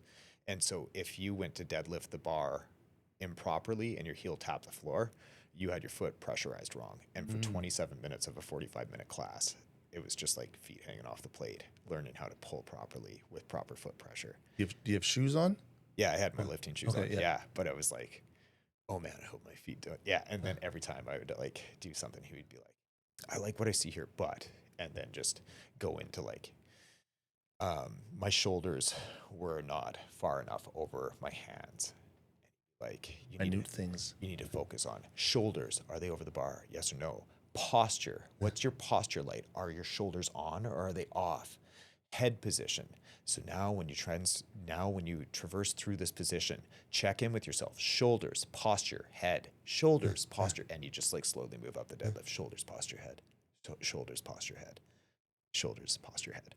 Like, and it was just like, I've never heard these cues before. And then he like saw me get under the bar and like catch it in the overhead squat. And he's like, you're not pulling yourself under the bar. And I'm like, thinking to myself, like, I'm pretty sure I know how to pull myself under the bar. Pulled myself under 265, man. And so he's like, you're getting to the bar and then you're under and you're pushing. He's like, you are not pulling. He's like, pull yourself under the bar. You and me, we are racing side by side. I cannot get past you. I need to grab you and pull you behind me so that I can keep racing forward ahead of you. I need you to pull yourself under the bar. And it's just like, oh my God, I've never had an athletic cue or a coaching treatment like that, or like a takeaway where I can like take that into the rest of my training and my life. And he is just like loaded. And I've seen tons of CrossFit coaches do their thing, but he is just like on another level. I like what he said though about when you hit that 265 and he ripped you apart about it, because a lot of people could take that the other way and get really discouraged about it. But when I hear that, if I was you and I'd lifted 265 and I thought I did it great, and he says, hey, this is wrong, it could be better, that means that if you correct those things, how many pounds are you leaving on the floor? Yeah, and that's all it is, especially when you're at the level that you're at. That one little change, there's 5 pounds. That other change, there's 10, there's 15. And you put them all together, they're greater than the sum of their parts. Yeah. And that's where you hit that 3 wheels over top, man. Yeah. He's, so that's just like the world I'm living in now, where just very like movement economy, micro movements, and just like so much feedback about hey, I saw your toe came off the floor when you did this. Like, do you know why you need to keep your toe on the floor? It's because the toes need to be connected to the ground to properly pressurize the foot so that you will have an effective pull. It's like, okay, all right, okay, I'll do it again. Sounds like he's worth the money then. Yeah. Oh, like, yeah, for sure. Can't say enough good things. Hopefully he'll keep me on after the 4th month.